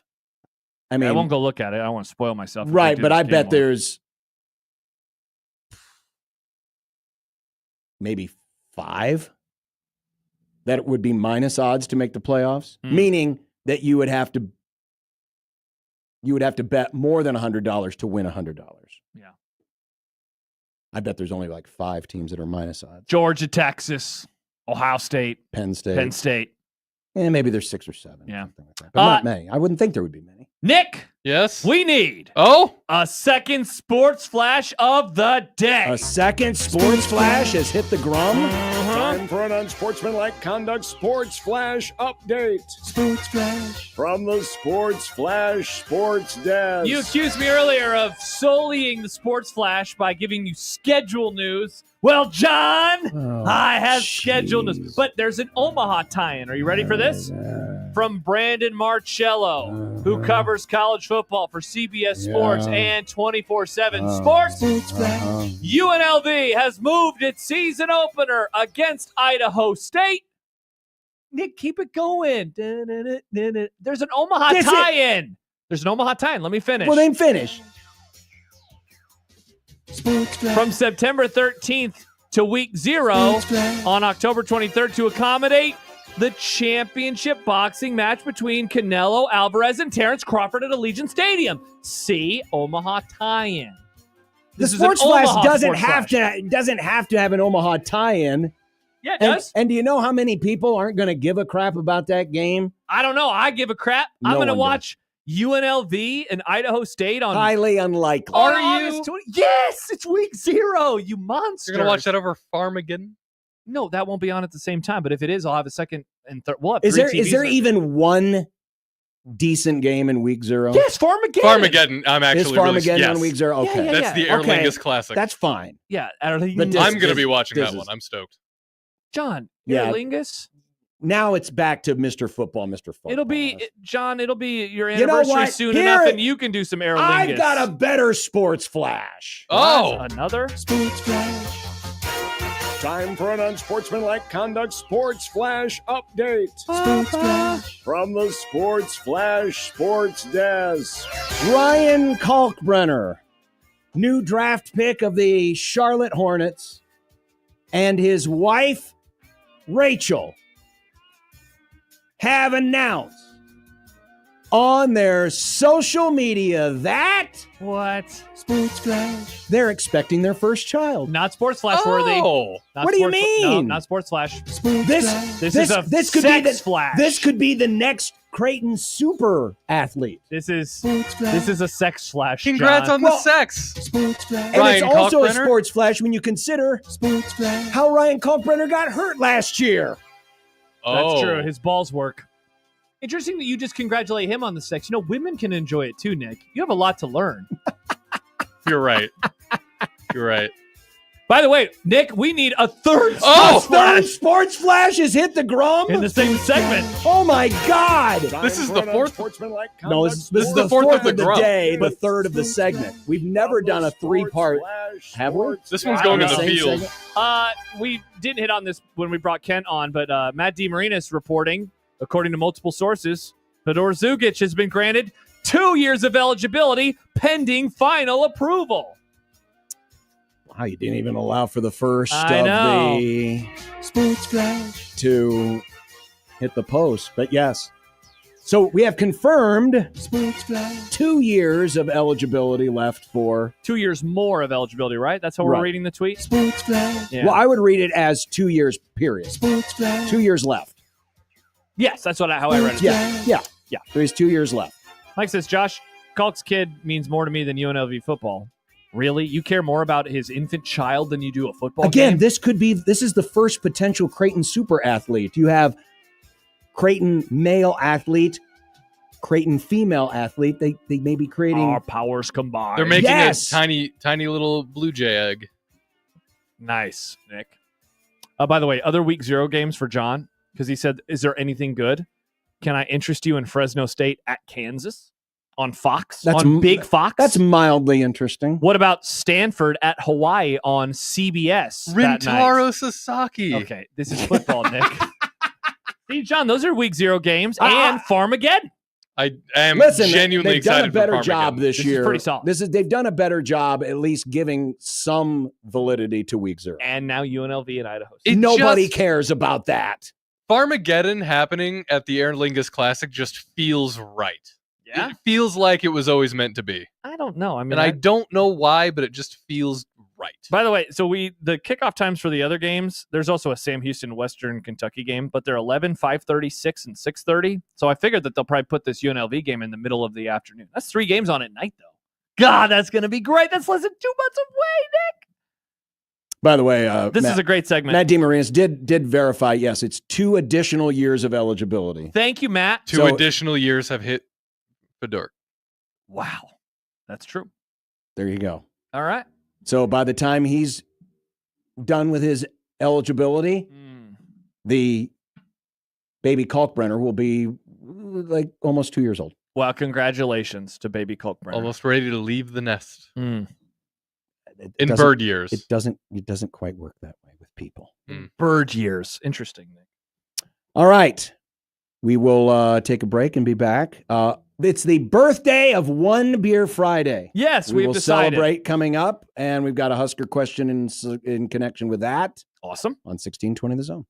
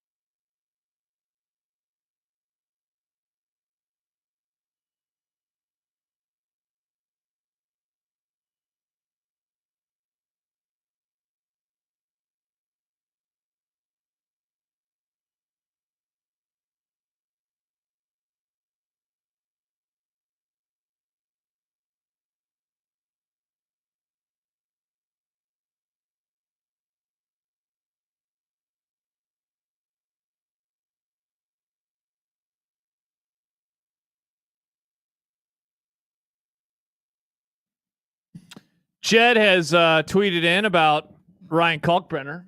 Oh, I can't wait to hear what this is. So you said that this baby is going to be super Blue Jay or something? Well, I mean, good genes. Can't wait for baby Kalk to grow up in North Carolina and then go to UNC, a real basketball school. Jed's words, John, not mine. I'm just the messenger. What if as long as he's not going to Georgetown and wasting his ass there? What if baby Kalkbrenner wants to play baseball? What if baby Kalkbrenner is too tall? A girl. Yeah. Softball. Yeah, women aren't allowed to play baseball in America. Or volleyball. Apparently. Yeah, Nick. I mean, we are getting the women's baseball league starting next season. Are we? Yeah. You going to watch it? Yeah. You do love baseball. Oh, man. Rosie O'Donnell's not going to be very good in that. Nice. Nice, John. Good reference. And neither will be Madonna. Wow. Because they're very old. Oh, very that's old. the joke. Plus that, Rosie's like in exile or something. She lives in a different country now. Does she? Yeah, she moved away. Oh. I think she lives in Ireland. I haven't heard anything about her since 2020. Well, she decided to leave because a certain thing happened. Go to her Wikipedia page, Nick. You can find out all about her. Yeah. By the way, a quick follow-up. We had a really fun conversation with Jack today. Yes. And we were posing the question, how would you describe Nebraska football today to somebody who is not from here, not really familiar with it? And it kind of led us down a road of, trying to describe how it has maintained its level of popularity despite not having success. And if you want to check it out, go back to our radio replay section, aka our podcast section. You can follow it there, or go back and check it out on our YouTube channel, zonetv.live. But he did a poll question off of our conversation, because at the end of the conversation, we were talking about the percentage of kids in middle school who wear Husker gear either the day, like the Friday before a game, or in this case, we have a game Thursday, first Thursday of the season. And so Jack asked the question, random middle school classroom, and in typical Jack fashion, it's class ROM. He forgot the extra O. Take a random middle school classroom in Nebraska the Thursday of the Cincinnati game. What percentage of the students in that class will be wearing Husker gear? And with 35% of the vote, 10 to 25% is in the lead. 30% say 25 to 50%. That's where I voted. 22% say 50% or greater. 13% say 0 to 10%. Some teachers have responded. Brent says, teacher here, staff will have a higher percentage than students. Amongst the students, there is a larger contingent that are not sports fans. Many others have chosen other teams for a host of reasons. Jared says, unless it's the hoodie they wear 300 days out of the year, this number was definitely under 10% in most classes I taught. See, I think your shot is way too, I think 10 to 25. But it's a game day. Their parents will talk them into something good happening. No, they won't. They could. Their parents will be too busy getting ready and probably trying to rustle them out of bed because, it'll only be like 2 weeks into the school year. That's and they're true. still in summer mode. And they're probably yelling at them. They'll be lucky to get any clothes on the kid at all before they kick them out the door. God, was there anything worse than having to go back to school after summer? What a horrible feeling. Dave Fight says, I will have 2 middle schoolers this fall. I'm guessing neither will be wearing Husker gear on the day of the Cincy game, but one of them will likely have a NU volleyball shirt on the following day for the AVCA event at PBA. So bigger volleyball than Husker football fans for the Fight household. Also, that comment from Jared destroyed me. The hoodie that they wear 300 days a year. That is a sneaky, funny thing that is so true. I think that kids have been doing that forever. That's true. Like that it's passed down from generation to generation, even when it's really hot outside. Hoodie and shorts is an elite combo. Oh, it's the best It will always combo. be an elite. I remember the first time I did it as a preteen, and I'm like, this is awesome. Yeah, hoodie and shorts. John, how do you feel about hoodie and shorts? I'm fine. Yep. Just don't be wearing a hoodie when it's damn hot outside. But it's cold inside. Unless That's what you're, they say. It ain't that unless you're Mike McDaniel, you can do that. No, he looks so sweaty all the time. Yeah, and he's a goober. He's my goober. He is a goober. He is your goober. One of you. Mm. One of us. Wow, that's pretty sad if that's the case. Yeah, but it's not surprising. And again, and I was thinking about this during one of our breaks. I didn't have a lot of Husker stuff growing up. Because there just wasn't as much. Because there wasn't as much of it. Whereas now. So what we would end up doing is, I remember having like a generic red sweatshirt, a generic red shirt. So it's like that what you'd wear to games? Just like a red shirt? Interesting. That's wild. Sometimes, about the only thing I remember as a kid that always had to go with me was my Husker trucker hat. So when did shirts that said Nebraska become more in vogue? Oh, probably not until the 90s. Wow. That's nuts. I mean, again, it's a different time. There was stuff out there, merchandising, but there wasn't as much. And if you like stores like Husker Hounds, there used to be the big red shop that was right across the street from the stadium. Mm-hmm. Those kind of specialty shops. Yeah. We didn't have those in Fremont, you know? Yeah. I mean, we shopped at Penny's and, played your banjos. And Phillips. Yeah. And played our banjos and used the porta potties. Mm. Well, coming up next, it's time to celebrate a happy birthday to One Beer Friday. Let's go. And in doing so, we will ask the question, who is under the most pressure inside of the Nebraska football program in 2025? The Negative Boys.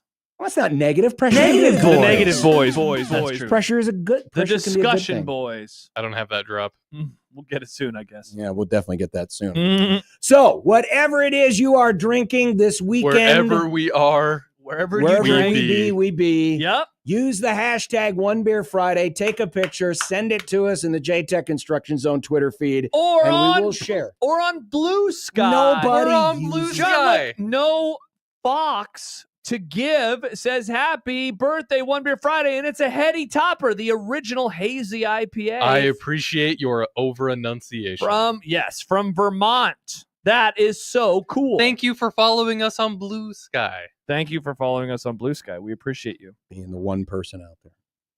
There was a dumb debates question from Sky earlier this week that I forgot to ask. I'll save it for next week. Well, that's a good idea. Yep. But we're not saving the beer No. because that's next. One Beer Friday, 1620 The Zone.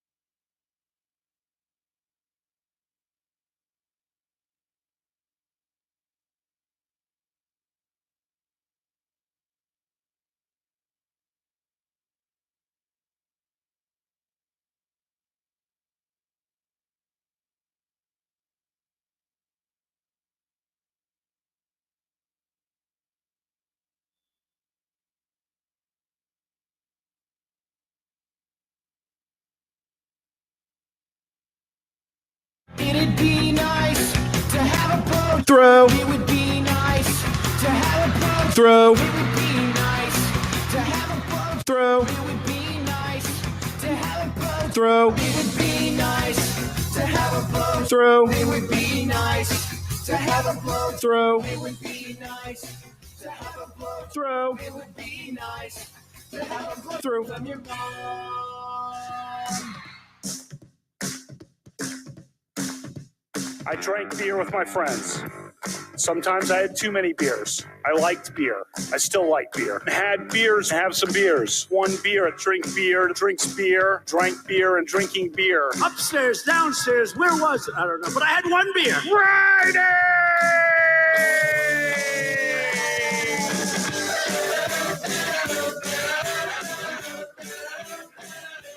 You probably have beer center. Each week, Ralph Club, biggest contributor. Yeah, answer that. I like beer. I don't know if you like beer, Senator, or not. What do you like to drink? Next I had one beer. Friday. Yeehaw! Hanging out and having some beers with friends, which I gladly do, and which I fully embrace. Well, you think it was... Nope, it was one beer. Friday.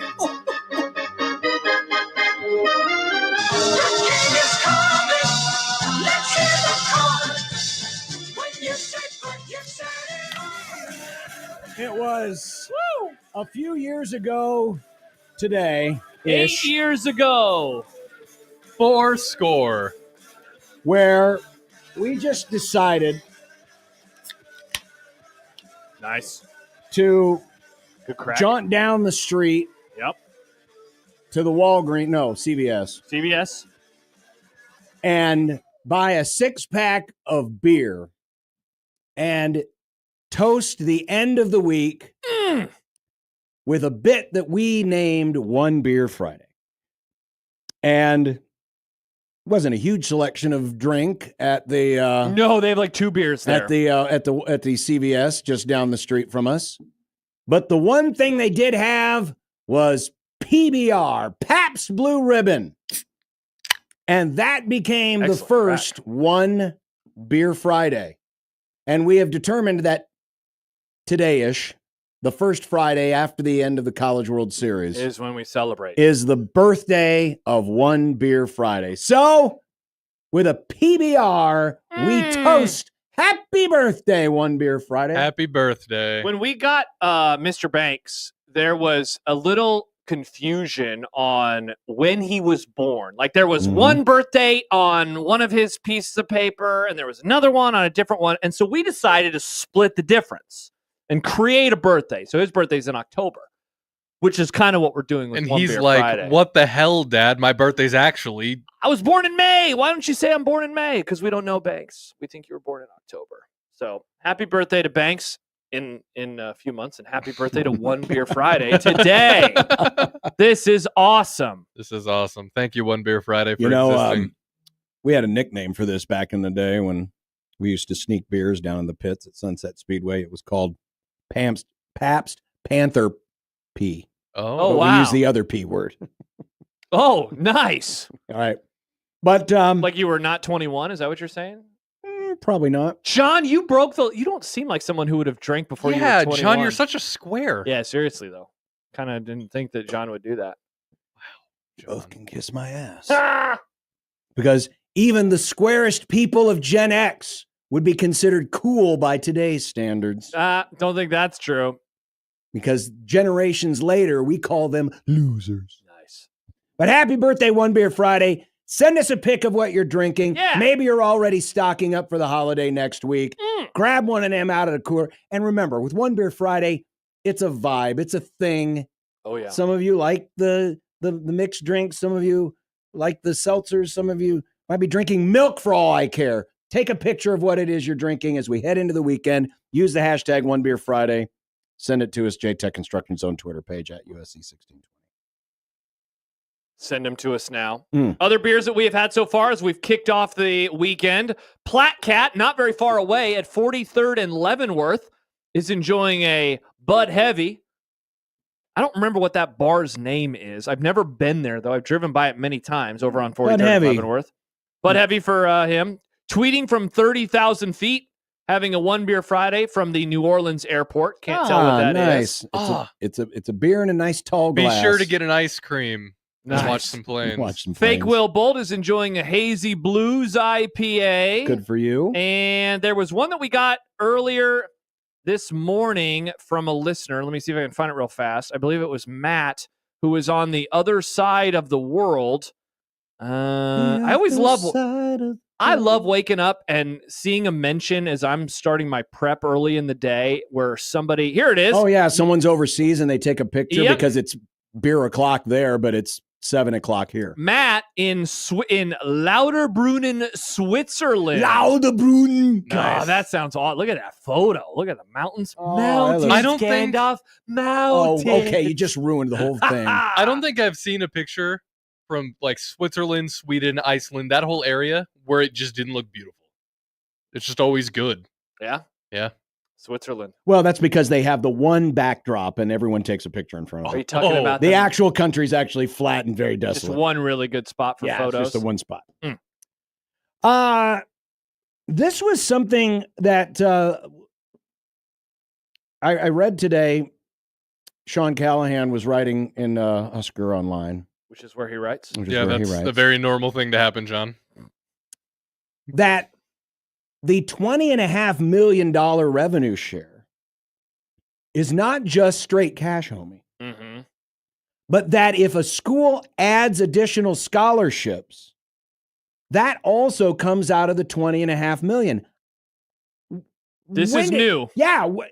I guess it either hadn't been reported as much or I just skipped over that part. But that seems rather odd.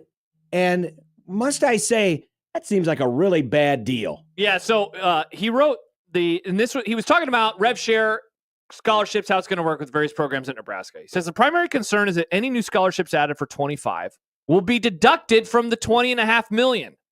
Moving forward, the hope is that next year the newly added scholarships won't count against your overall rev share cap. It never should have in the first place. So because he had a couple more things in there, let's pause for a second. So if we are understanding him right, in baseball, you are allowed to up your scholarship number into the 30s. 34. From 11.7. So that is an increase of 22.3 scholarship spots. So if we are understanding it right, does that mean if you were to do that, is it the cost of the scholarship would be deducted from the... Yes. So let's say a scholarship, let's just use round numbers. Let's say it's $50,000 a year, right? So that means if you up it by 22 times $50,000 is $1.1 million. So then your rev share would drop to 19.4? Right. If that's what we're understanding, See, right? and now, obviously not a lot of schools are going to do that, but first of all, how they got to the 20.5 million, remember, this was not collectively bargained. This was just a number that they picked out of, well, they didn't pick it out of thin air, but they supposedly did a formula where they looked at certain Slice revenues. score. They also took some revenues out. It's kind of like the slice score where nobody understands it. Yeah. But they're very defensive about it. But quite frankly, It's a number.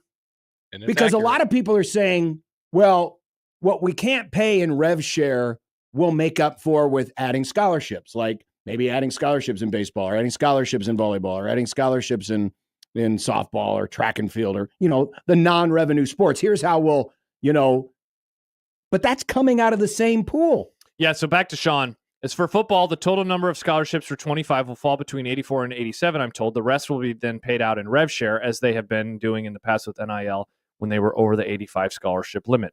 Once things get to a point where added scholarships don't count against the rev share cap, I'm told Nebraska will have at least 25 scholarships committed to baseball. Again, I had never heard this. This is entirely new, and I look forward to asking around about this to find out. I mean, that's a pretty big game changer. I mean, this deal is getting worse all the time. Nice. I'm quite honestly, the countdown clock is on to the first person to sue and say, how did you get to this number? Because in the NFL, the salary cap number, that's something that's negotiated as part of the collective bargaining agreement. Same with any other professional sport. College sports just said, we'll do this for me. And they just barfed out a number. Yeah. With no consultation whatsoever with the working class, if you will.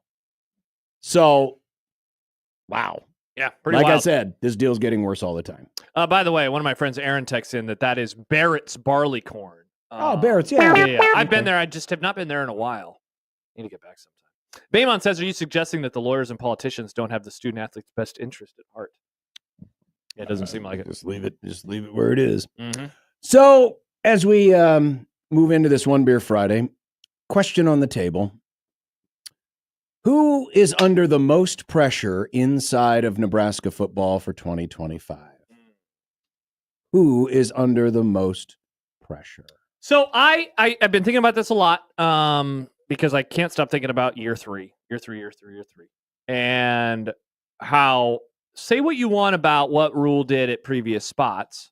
Year 3 is the time that I think a coach should start showing who they are, right? In the modern era of college football, where you've had a couple of classes to cycle through and you've had a couple of cycles to put your roster together. If you've made mistakes in the early staff, this is the time when you would fix it, which I feel comfortable in saying that Rule recognized the deficiencies of his first staff and has made changes. You know, maybe it hasn't been perfect. There are still some coaches on the staff that I think we're all wondering about, but new coordinator, new receivers, new coordinators, new receivers coach, et cetera, et cetera. And so that's what got my mind thinking on this topic. And so what I was trying to do, John, is figure out, is he number 1 or is he number 2? He being Rule. Mm-hmm. You know, is there anybody that you could say is actually under more pressure? And I ultimately decided... ultimately, if you really didn't want to get too technical, you could just say it's Rule because he's the top of the food chain. He is number 1, right? And so then the question is, who is number 2? And I actually think there's an obvious number 2 or an obvious number 1 if we remove Matt Rule. And I think it's Dylan. I think Dylan Raiola is under the most pressure this year. And not in like a negative sense, kind of what you said last segment. Like, this is not, Yeah, pressure's a good thing. It is. If you're a great athlete, the pressure's on. Think Patrick Mahomes isn't under pressure? Correct. And I'm not just talking about when he's being rushed in the pocket, but pressure's a good thing. Yeah. And so it means you're important. Yeah. So I think those two are in a way almost separated from everybody else in terms of pressure. And here's why. Like, normally we go into seasons and every coordinator, at least around here, has been under an inordinate amount of pressure. We do this exercise a year ago. I would say, John, that Satterfield would have been pretty high on the list. I don't think Tony White would have been. I think Ed Foley would have been, though. But given that everyone is in their first year or their first year with 4 games under his belt in Holgerson, I did not feel comfortable in putting a coordinator at the very top. Now, I do have one on my short list, but I didn't feel comfortable with putting him above either Dylan Raiola or Matt Rule. EA Sports college football game is coming out. It's in the game. Soon. Saw this today. The top 25 offenses by power rating. This was wild. Nebraska's number 24. Mm-hmm. Remember on K Ford, they're like 60. Were they 69th? Nice. Or 68th? I believe they were. I believe they were in that. Yeah. They were in the 60s. I say that because I believe it is Dana Holgerson. Really? Over Dylan Raiola. And here's why. With Raiola, obviously that's one very important piece to the offense. But he's in his second year. For Dana Holgerson, this is kind of his, I don't want to say it's his rehab assignment, but he is on the bounce back. Mm-hmm. This is a formerly considered excellent offensive mind who got a head coaching gig, had some success, and then fizzled out. And now he's back on the rebound. Hasn't lost anything in terms of his offensive acumen, though he has changed his philosophy, as he has famously said, how Mike Leach wanted to kick him out of the air raid club because he leans more into the running game. But I think it is Dana Holgerson because he is trying to reestablish the offensive greatness, and that offense is going to have to carry a heavier load than it has previously. If Nebraska is going to take the steps that Matt Rule has talked about. And by the way, I agree with you. Ultimately, number one on this list is Matt Rule because he's the boss. And he has been the one that is quoted oftentimes, it's my year 3. Look at my year 3, my year 3. He's invited that pressure onto himself. But Rule aside, I think next in line is Dana Holgorsen. More so than anyone on defense, because with defense, you've got the Phil Snow blanket, right? I mean, really, it's going to be kind of it's not listed as a co-defensive coordinator, but if Butler runs into any issues or needs help, Phil Snow is there, right? That's why Phil Snow has the position that he has for a variety of reasons. Rule obviously trusts him. But with offense, this is Holgorsen's baby. And I think there is more pressure on him than anybody else in the organization because a lot more is going to be expected of this offense. And he has, for lack of a better term, he's got the Corvette in the garage that is supposed to be the fast car. Talking about Dylan? Yes. Yeah. He's got, and it's his job to tune that thing up and to put it in a position to succeed. It's obvious that Dylan under Satterfield wasn't going to reach his peak, but it is up to Dana Holgorsen to bring the best out of Dylan, the Corvette in the garage. Could you make the argument, and part of this is maybe the way that I was approaching my, not formula, but I was thinking about this. Could you make the argument that Holgorsen, there will be more forgiveness offered to him because of who he is following, or is that going to be there, do you think? I don't think so, because with his reputation comes instantaneous credibility and instant. I mean, if Nebraska's offense struggles out of the gate, there's going to be a lot of, wait a second, that's not what was supposed to happen. And I get it. I know that he had the last, handful of games last season, but that doesn't change what's going to be expected of him and this offense this season. Maybe a rookie offensive coordinator, sure, there would be criticism. There would be, why did they hire this guy if Nebraska gets off to a slow start? But with Holgorsen comes the reputation of, this is a great college football offensive mind. He's got the players, we believe. Yeah. He's got the tools necessary. Why aren't they doing more? That's really fair, because I've been thinking about that and how people will respond if the offense gets off to a slower start, or it's just not clicking and humming as well as people want it to. Why he would be up there. I don't know how many names you ultimately wrote down for this. Did you just write down the one? Because I was just thinking of this of who has the most pressure, and I really did one. Let me throw 3 more names at you. I just want to make sure I write one of them here, just so I don't forget about it. I'm going to throw 3 more names at you. I think EJ Barthel. I think it's a really interesting year for him because they stood pat. Yeah, you look at, they did. I mentioned a couple of days ago, looking at some of the data from year 3s at Temple and at Baylor in terms of returning production. And what is interesting at Nebraska is like the returning production at receiver, very poor, in the 30% range, right? In terms of returning receiving yards. Returning production on defense with the defensive line and the number of tackles, the linebacker and the number of tackles, defensive backs, etc. It's very poor outside of DBs, actually. But they fortified those positions. They have fortified all sorts of positions. Wide receiver, they fortified. Defensive line, they fortified. Linebacker, they fortified. Offensive line, they lost a center. They're going to move a guy over, but they brought in a Rocco Spindler and Elijah Pritchett. Running back, they did not fortify. Running back, the fortification was the recruiting class, but that's not fortifying, in my opinion. Fortifying is finding somebody that has done something at the college level. Yeah. Circling all the way back then. EJ Barthel, and you could obviously throw a Rule in there too. But that decision that they made at that position, I think is going to show itself in the positive or negative at some point in time. That's a good Barthel was a name. I did write down Butler, and I think that you actually made me second guess having his name on my list. Because what you said, if there are issues, Phil Snow is there. Yeah, there is a security blanket. Now, that's not going to alleviate if the defense takes a step back. that people, and I believe they will take a step back. Yeah.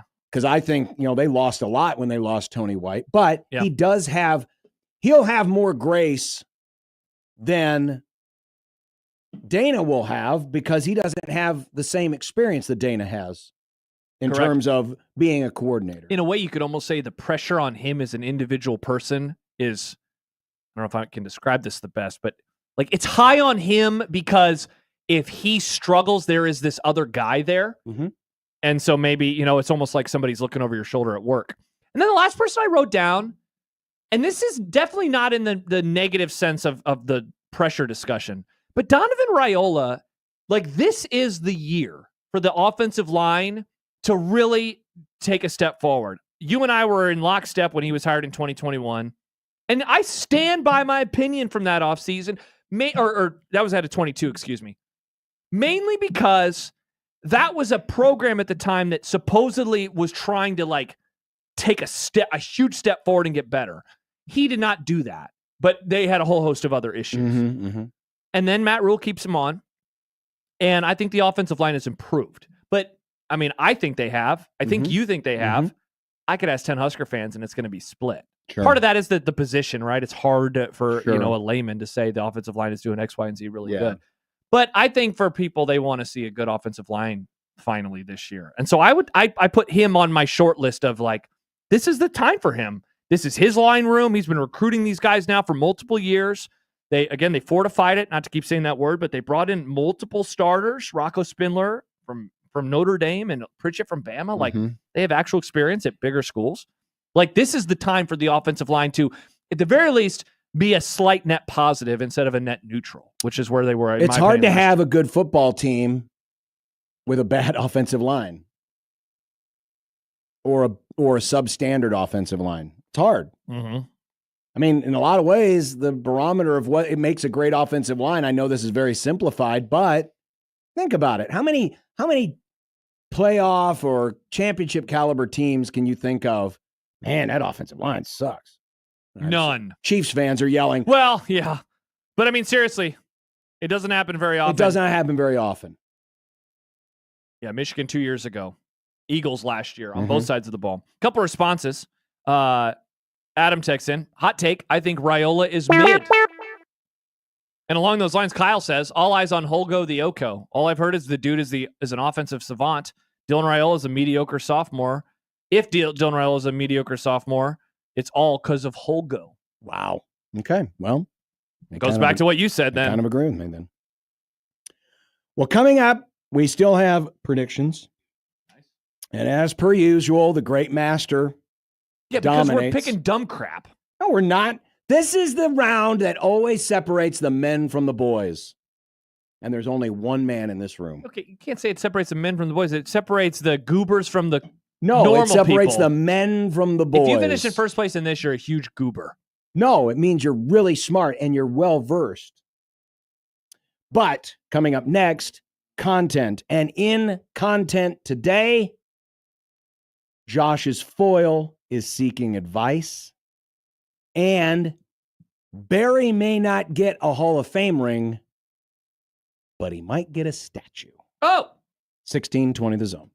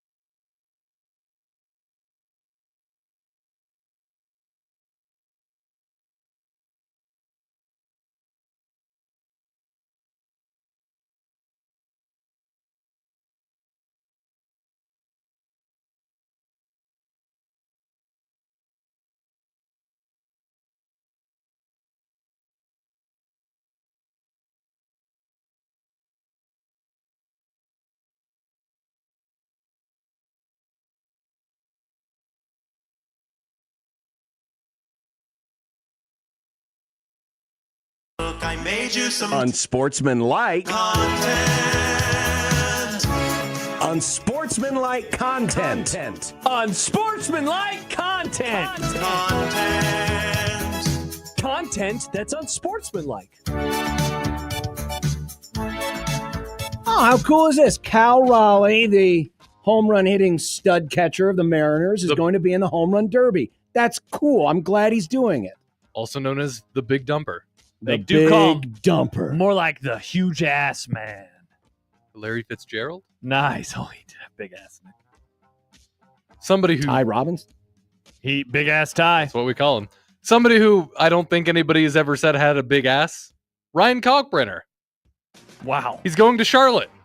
Time to break out the 90s starter jacket in honor of the former Blue Jay. Hell yes, man. These starter jackets, I wasn't even a Hornets fan, but God, those things were cool back in the day. Were they? Yeah. You didn't like the starter jacket? No, I have nothing wrong with the starter jacket, but why is it their starter jacket's better than everyone else's? Because the color scheme It's very 90s. Yeah, it was a very unique color. The teal and the purple, even now. You know, like Nebraska. I mean, Nebraska ones are cool. I have a Nebraska starter jacket somewhere at my parents' house, but red and black, normal colors. Sure. But their color scheme very different. I love that red they and have white. Yeah. Well, no, the one that I have is red and black. Sorry, John. Well, then it's not really an official. It Husker is. one. It says Nebraska. Well, anyone could put Nebraska on top of it. Did you get it from a store or did you get it from Guy in the alley? I got it from eBay.com when I was in college and drunk one night. So Guy in the internet For alley. $50. Guy on the internet. 50? You paid $50 for that? That's a good deal for a starter You jacket. were drunk. By the way, they need to break out the baby version of the starter jacket for little baby. Oh, good Lord. Kalkbrenner. Stop talking about children, John. This is getting creepy. What? Just kidding. They're having a baby. Congrats. Ace Bailey wound up going to the Jazz on Wednesday. You have to say it like that. The Jazz. But not without controversy. Leading up to the NBA draft, Ace Bailey's representatives informed a team drafting inside the top 5 that they didn't want that team to select him and that he wouldn't report if it did. Many are wondering if the Jazz were that team. What kind of career do you expect from the former Rutgers wing? I don't know, but pulling this kind of a power play, never been a fan of it. Yeah, now of all eras to do it, it doesn't seem to work like it used to. No, you know? no. With the way that contracts are slotted and all those types of things. Right. Yeah. Yeah, you probably cost yourself some money doing that. Look, I know. Was it him or his other teammate that was hurt this year for Rutgers, or was it both of them that went in the lottery as well? Yeah. I just they were so bad. You know, and I know he's How good. can you have 2 lottery picks and be that bad? Not to just go typical sports talk radio, but it just makes me wonder how bad of teammates they are, how well they play with, together with their other teammates. So what kind of career? Not a good one. No. I'd be pretty stunned, honestly, if he's trying to pull this type of power play before he really did anything. Cooper Flag can do a power play like this. This guy, not so much. Josh. Nick. Tom Fedoni is seeking advice. Advice? How much is his stuff worth? His stuff? So what are you asking me, Thomas sicko? Fedoni is having a large Husker sale from gear that he has received for the last 4 years, cleats, gloves, shirts, shorts, and more, trying to figure out if it is worth doing. Let me know. I will not be tweeting at him. So let him know. I would never tweet at him. I never have tweeted at him. Well, then just tweet generically and he'll find you. He definitely will. I'll just respond to somebody who says his name and then he'll respond. I like the fact that he does say that gloves are included because perhaps the glove that he is wearing in this picture, in which he shushed Josh for doubting him. I mean, that sucker could be worth a lot of money. I'd pay $5 for that glove. We could put it on the wall of formerly random. That'd be a great idea. It'd be amazing. I'd pay $5. I mean, we saw what Adrian Martinez's garage sale did. Oh my gosh. Adrian Martinez, friend of the Grum. People will buy this stuff. Yeah, for sure. It's definitely worth doing, Tom. It's definitely worth doing. Smile, Tom. By the way, old Scorch Show, before we get to the next question, says drunkenly bought this off eBay a couple years ago for $20. Best decision of my life, and it's a Charlotte Hornets starter jacket. Wow, nice. That's incredible. Well, he got his for 20. You got ripped off, man. You paid more than twice that. Yeah, but it was worth it. Even though I've worn it twice ever, I think. But it doesn't sound like it was worth it. I got it. It was an XL, but I think it was a kid's XL because it didn't fit. But now it fits. Oh, now congrats. I snuck rum in with it you're one a time. child. No, I'm not a child. How Josh. do you talk to yourself? Yeah. I don't. At least you don't have to have a bad conversation. You're not worried about your parents pulling a gun on you? No, Don't talk to our kid. You are so lucky you don't have to talk to yourself. I'm very. Damn it. Nah. John and Josh were right. Oh, about? And I was wrong. Oh, I love hearing that. Clayton Kershaw threw 5 strikeouts last night and now sits only 3 away from 3,000. How close to a unanimous Hall of Famer will Kershaw be in a handful of years? Interesting question, Nick. It seemed like you were asking one thing, and then you asked us about his Hall of Fame chances. Yeah. Mariano Rivera, famously only player ever to get unanimous, right? Yeah. Which is just stupid. Kershaw, there's never been any rumors of tawdriness. No, he's been a good citizen. 93%. Yeah, I mean, he's going to get a great vote. I mean, the question is, will he be a first ballot guy? And Why wouldn't he be? Well, it depends on who else is in the class. He has failed in the postseason a lot. People forget. Yeah, but 3,000 strikeouts, man, that's a hard number to get to. You know what? Two things I appreciate about Clayton Kershaw, even though he plays for the crappy-ass Dodgers. He went to high school with Matt Stafford. Yesterday, he was wearing a Rams hat in his post-game press conference. What a dork. Well done, Clayton. Dork. Secondly, in an era where sometimes it's hard to identify individuality, he has one of the most unique pitching windups He does. in the sport. Indeed. And like, Indeed he does. you could silhouette him and you would be able to identify right away, oh, that's Clayton Kershaw. Clayton Kershaw. Clayton Kershaw. Nice. Barry Bonds is not and may never be in the Baseball Hall of Fame. Sad. Unless, something happens where he dies and then suddenly he's allowed again. He's not banned, Nick. But he is set to get a statue outside Oracle Park in San Francisco. How screwed up is this, and what should the statue look like? It's screwed up in that, yeah, he can have a statue, but he hasn't gotten enough votes for the Hall of Fame. Now, should he be in the Hall of Fame? In my opinion, yes. But of all the people, well, I guess I would say the same thing for Roger Clemens. What Bonds did was so stupid and so unnecessary because he was a surefire Hall of Famer and one of the greatest players of all time before he started taking the cream and the clear. He got the home run record, but at what cost? His reputation. Yeah. I mean, so it doesn't bother me as much that he hasn't gotten in yet because of just how damn stupid he was. That said, I think the statue should be of him injecting himself in the ass with a needle. Nice. I'll go serious on the statue. I agree with everything you said there. I mean, honestly, I don't think it's that ridiculous to get a statue before he's a Hall of Famer, but that's because the Giants are homers, right? They always celebrated and defended him. Yeah, so the link that you attached, it's a great picture of his swing. But, man, for whatever reason, I always remember him like with his arms up after maybe it was 73 or 756. But he had a unique swing, and that's probably what I would go with is the swing, the way his legs are, and holding the bat out with his right hand. Nice. It's not often we quote Woody Page on this Grum, but considering he no longer has an ESPN chit-chat show, we thought we'd give him a forum.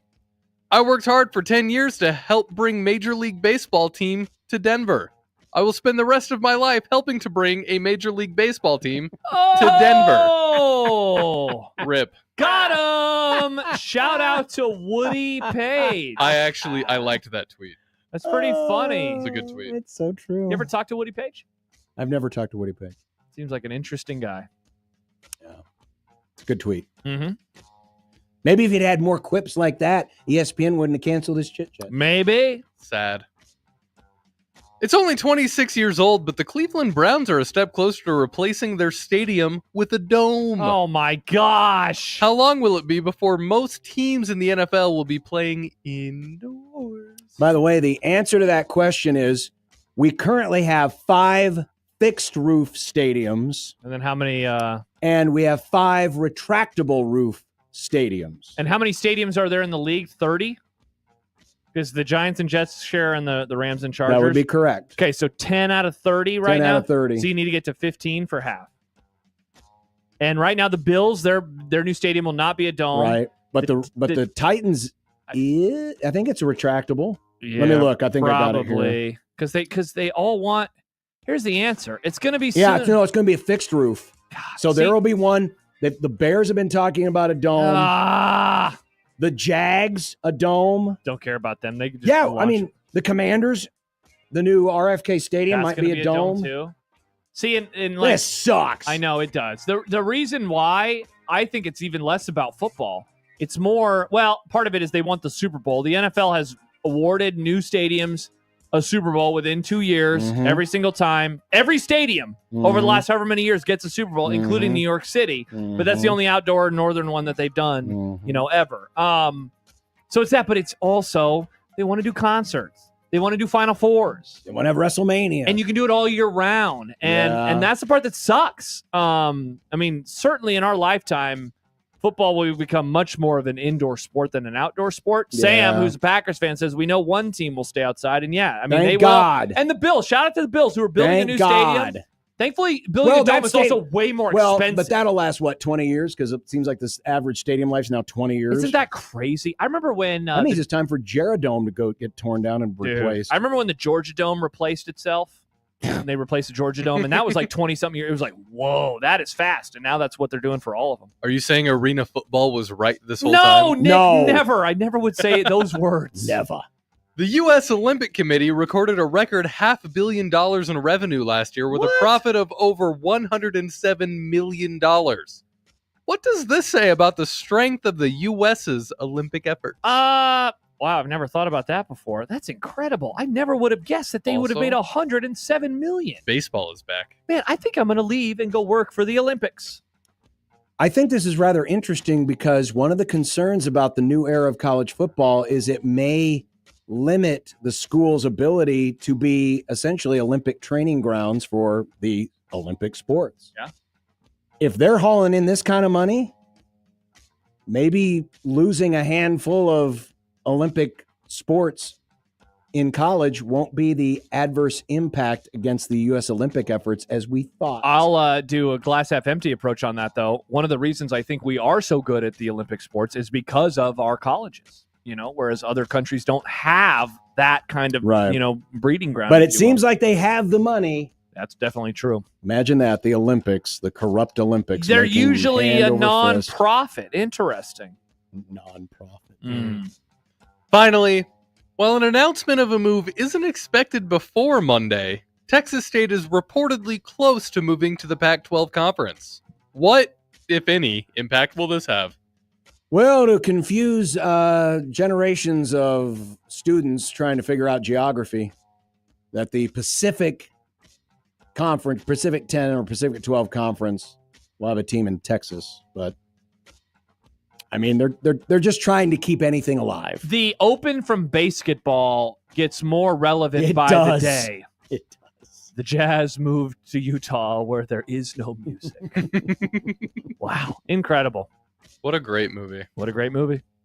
Coming up next, predictions. And one has to come off the board because their groin hurts. Oh, groin kick? John, you said you The Chronicles? bring that up. Well, Episode 2. 1620 The Zone.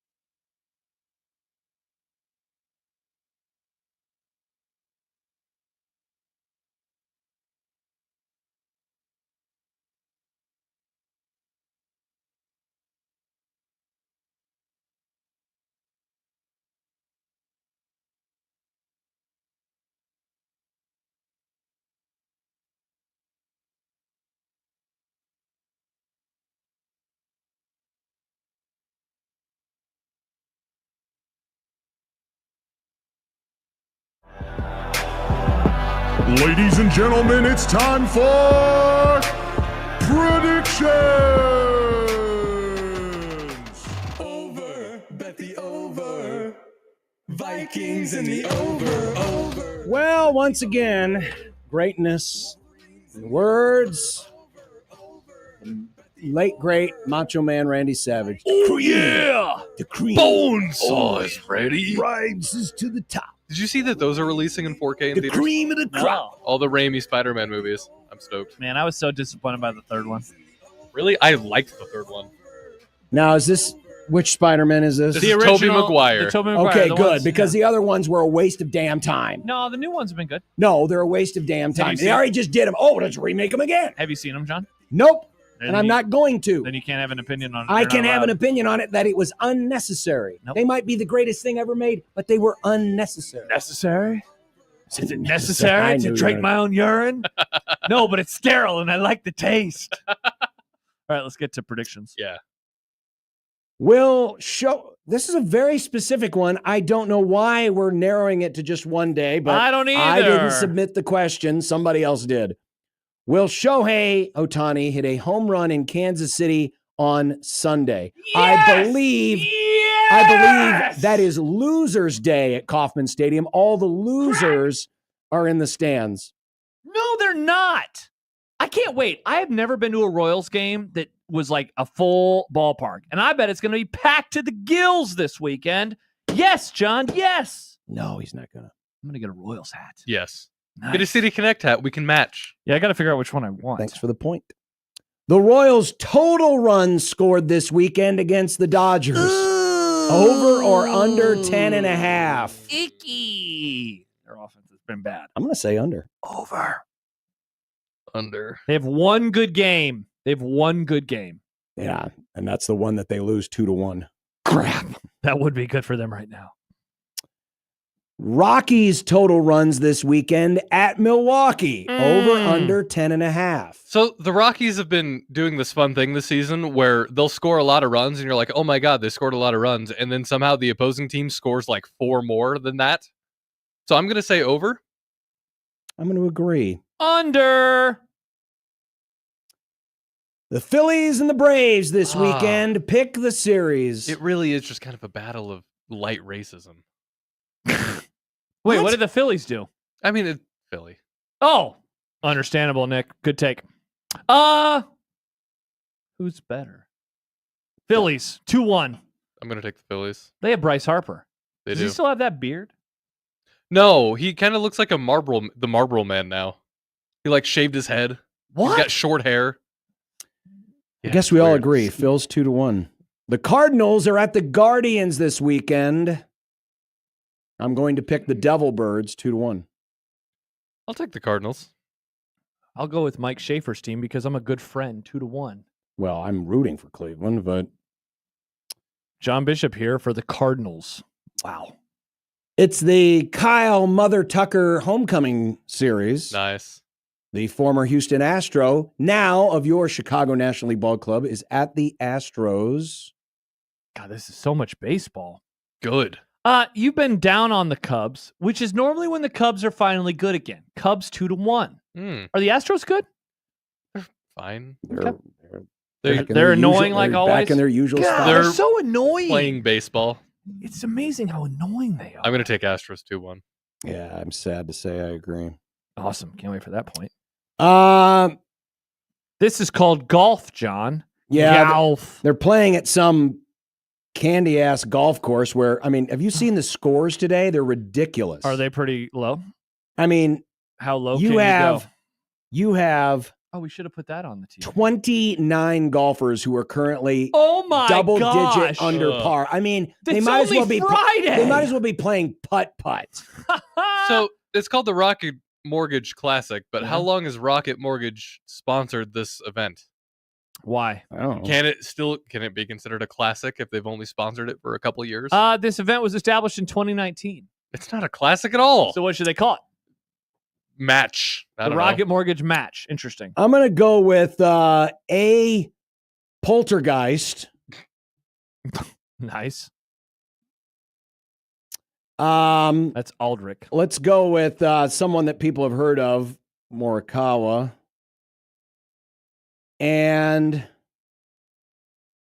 Jay Subaru. Oh, I love Subarus. I'm going to go with Colin Morikawa. I mean, the guy's name is Andrew Putnam. I mean, it's like an ice cream man named Cone, right? Sure. And I'll go with Matsuyama as well, Hideki Matsuyama. Who's the weeb? Yeah, what's wrong with you? I just wanted to step on Nick's corner. Oh. I'm also going to pick Morikawa. Of course you are. Thorbjornsson. Nice. And Chris Kirk. Chris, don't call me Captain Kirk. Wait. Nice. Who's the other one? Thorbjornsson. I don't see his name. Mikael Thorbjornsson. Oh, okay. There he is. Got to be your bull. The Not going to work here anymore. Mm. Just crossing the streams. What soccer is this? I didn't pick This is FIFA. Yes, this is you. Oh, yeah. This was the weird World Cup thing. I don't know. Weird World Cup? Yeah. I've never heard of the country. We have Rafael Palmeiro, and I don't even know if I can say this name. What? Botafogo? Nice. This is the FIFA Club World Cup. It's a World Cup of clubs. I think. Gosh, Henry, you could play for the clubs. At least one of these is a South American-based team. I'm gonna go with. Are you gonna pick the? I like Botafogos. The Palmieris. That logo is tight.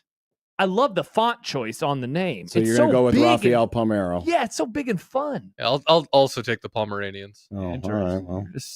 Nick, So no one wants to go with Botafogo? Do you? You love Bumfardo. This is the You do. Bumfardo of soccer. No, Rafael Palmeiro used to be a Cub. I'll take Rafael Palmeiro. Nice.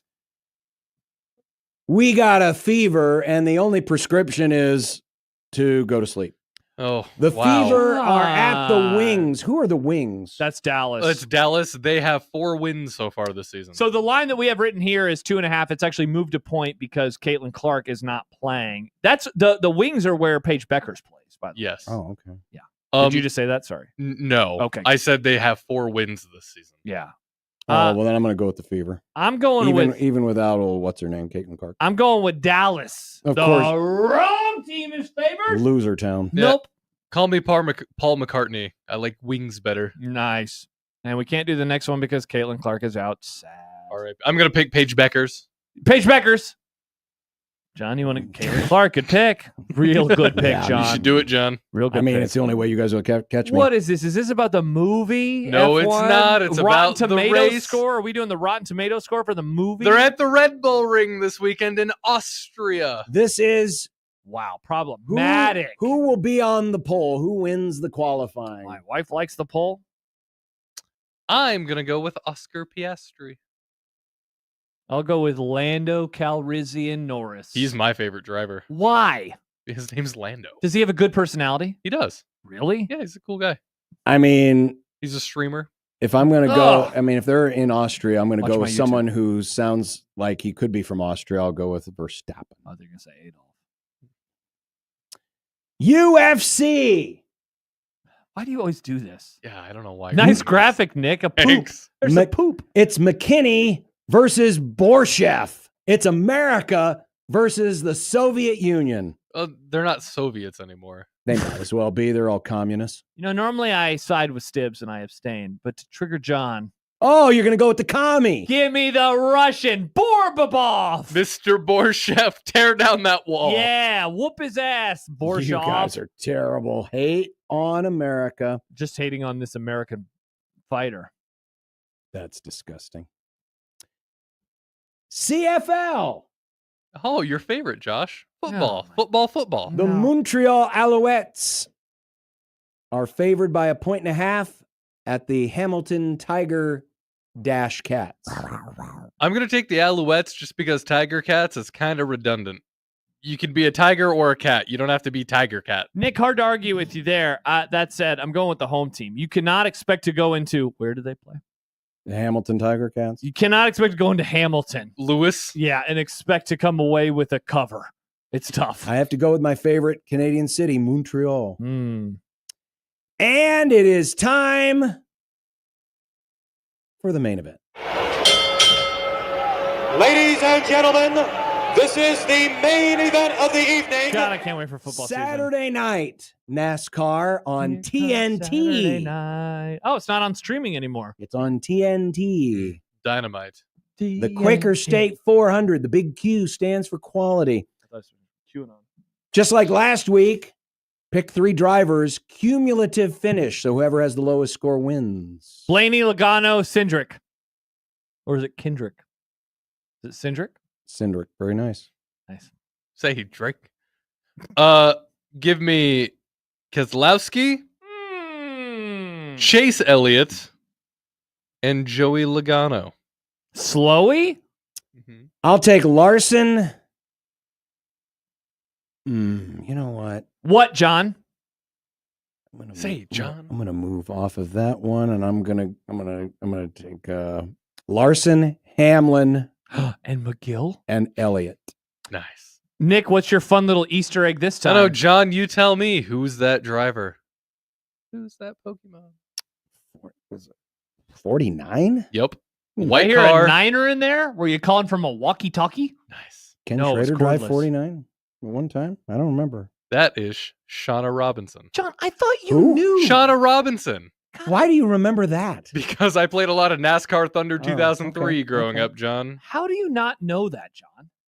That's I a good know who poll. Shauna Robinson is. I don't remember her driving a 49 car. The white or sometimes black 49 car. The sponsor was BAM Motorsports because they didn't have any. They didn't have a sponsor. Michael Severe, before we get to what's for dinner, says John spends time criticizing movies he's not watched, but chooses to watch people driving in a circle. What a weird dude. There's road No, courses sometimes. I refuse to watch. They literally started remaking the movies once the other ones ended. Unnecessary. Totally unnecessary. On principle, I refuse to watch.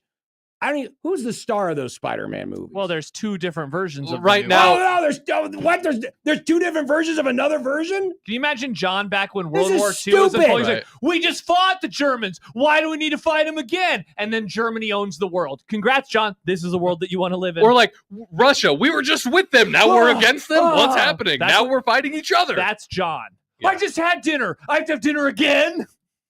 Miles Morales is the other one. You got Spider-Verse and then you got Tom Miles Holland. Morales. Oh no, Yes. I was talking about the whatchamacallit ones that came out right after the Tobey Maguire. Yeah, Oh, because Andrew they had to just Garfield. start remaking them again. You see, you people, and I do mean you people, are the reason why they just keep remaking this stuff. Because you lemmings will go back there and go, "Oh, I'll watch it again." Oh. To be fair, I didn't see the Garfield ones. I did watch. I the- saw the first What, one. the cat? Let's get to dinner. He hated Mondays. Wait a minute. When you knock us down, How many we're going to different get up. movies And did on they the way make? up, we're going to bite a Well, kneecap one off. of them is a cartoon. The Oh, I didn't Into know the that. Spider-Verse. yeah, but they did the Tobey Maguire, the Andrew Garfield, and then the current ones are the Tom Holland ones. And Tom Holland is a Stupid. really good mix between Tom Andrew Holland ones are Garfield good. and Tobey Maguire. I really like No, the Tom but you Holland see, ones. that's the thing. You don't need to mix them up. You just have the No. ones that you made. No, but John, like I love Tobey Maguire. Those are my that's my Spider-Man. But and that's my Spider-Man. Tobey Maguire was a terrible Spider-Man, but he was a great Peter Parker. Andrew Garfield was a bad What? Peter He's Parker. under a damn hood But he was and a great full Spider-Man. body suit. No, not a hood. My wife's been on that Hello, cutting it's holes in me, these. Spider-Man. How can he be a bad Spider-Man when he's not doing the stunts anyway? Most of it's CG. Because Spider-Man has he's quippy. He's got You don't think he was an air quippy? about him. He was quippy, He but was not very like quippy. in the same way that Andrew Go, Web, Garfield go. was. Oh, so we had to justify making a bunch of new movies because the other Spider-Man wasn't quippy Up, up, and away, Web. I don't That think was that's funny. why. It was dumb, funny. Yes. dumb. What's for And dinner, this John? is why movies have been ruined in the theater. I Because mean, all you people want, I need more Spider-Man movies. to be fair, I don't go see superhero movies anymore. Spider-Man's my favorite hero, John. Yeah, I do like Spider-Man a lot. Well, there's plenty of them to go around. There is. R. Yes. What was for last night? My leftover Popeyes was awesome. Sure it was, Josh. It was so good. Trying to remember what was for dinner last night. We had pizza. We had steak. Nice. Grill it? No, we just set it outside and let the sun bake I it. didn't know if you put it in the oven, John. No, we have the grill. Remember the grilling deck? I remember the grilling deck. Yeah. Wings. I'm having wings tonight. Nice. Last night I had the third love of my life, Taco Bell.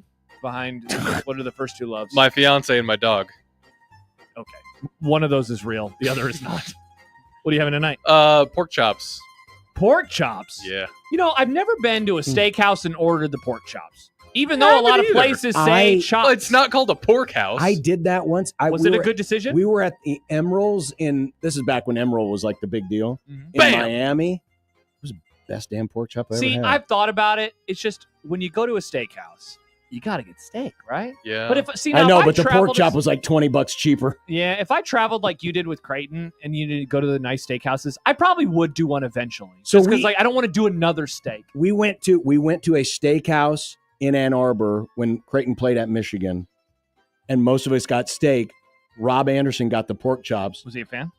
They were two huge freaking pork. Man. Not one, but two hot chops. Giant pork chops. Do they ask you how you want it prepared, or is it just a no? normal You have temp? you have to cook pork. It's like a certain 160 way. or something, right? Yeah. 165. But can you do it like higher? Could Rob have said I wanted it 190? Well, of course you could, but then it would be bad. Yeah. I want a burnt ass. I tried pork it. It was a chop. good pork chop. We booked our reservation for our wedding anniversary dinner at a steakhouse in town last night, and you look around the menu and it's like, yeah, but obviously I'm gonna get a steak. I'm gonna do the Delmonico prime rib. I'm already thinking about my dinner. They don't have prime rib, but What's they a got Delmonico? It's a form of ribeye. I was trying to figure out. I Googled what's the difference between a Delmonico and a ribeye, and it just seems like it's thicker. Yeah, it's like an it's a 18-ounce Delmonico. It's a ribeye. Yeah, I like that whole. They just give it a nice fancy name because it sounds cooler. Yeah. Travis says Perry Steakhouse has a killer pork chop lunch deal. It's so damn good. I want the pork chop to kill me. Baymon says I just cannot go to a good restaurant and order a pork chop. I just cannot. I'm telling you, man, it was really freaking good. It was nice and thick, and it was juicy. A pork chop. Oh my god! It almost tasted like a steak. A pork chop feels like, I think the most expensive restaurant I'd go to and order a pork chop is like a Texas Roadhouse Probably. kind of thing. But if I'm going to like Farmer Brown's, I don't know if I'm going to get a pork chop there. I want to read this tweet from listener Nick. He says, can we give a huge shout out and a high five to OG friend of the Grum, El Scorcho? Oh. We worked at the same company for 3 years and he moved on this week. Gonna miss that guy. El Scorcho, our Sad Sack Browns fan, longtime friend of the Grum, helped us book various guests over the years as well. Congrats, El Scorcho, on whatever your next step may be. Congrats on the new journey, El Scorcho. Mhm. Yeah, That's awesome. It's exciting times. The next beer is on Nick. Next beer's on Nick. Bruce says Or pork pork chop. does not need to go to 165, more like 140. Oh. And Bruce is a chef. I'll trust a Well, chef. whatever. I mean, whatever. What the pork chop at Emerald's was really good. Bam. Really freaking good. My mom used to love Emerald. Used to watch a show on the Food Network all the time. He was huge He was. for like All- 2-3 years. All sorts of seasonings. And everybody sauces. Oh, she had a watched bunch him. of those seasonings. Everybody watched it. Bam. Was he like, other than Julia Childs, is he like one of the most like well-known Oh, absolutely. like celebrity chefs? Oh, absolutely. By the way, congrats to Kay and Katie. They won $100 to Sky Bar and Grill at the Prairie Flower Casino, which is the sponsor of the Prairie More Flower Casino's own ladies? hotline. Shout out. Congrats, Nice. ladies. That's like 4 in a row or something. Noise. Well, have a great weekend and enjoy your pork chops. Bye. Goodbye, everybody.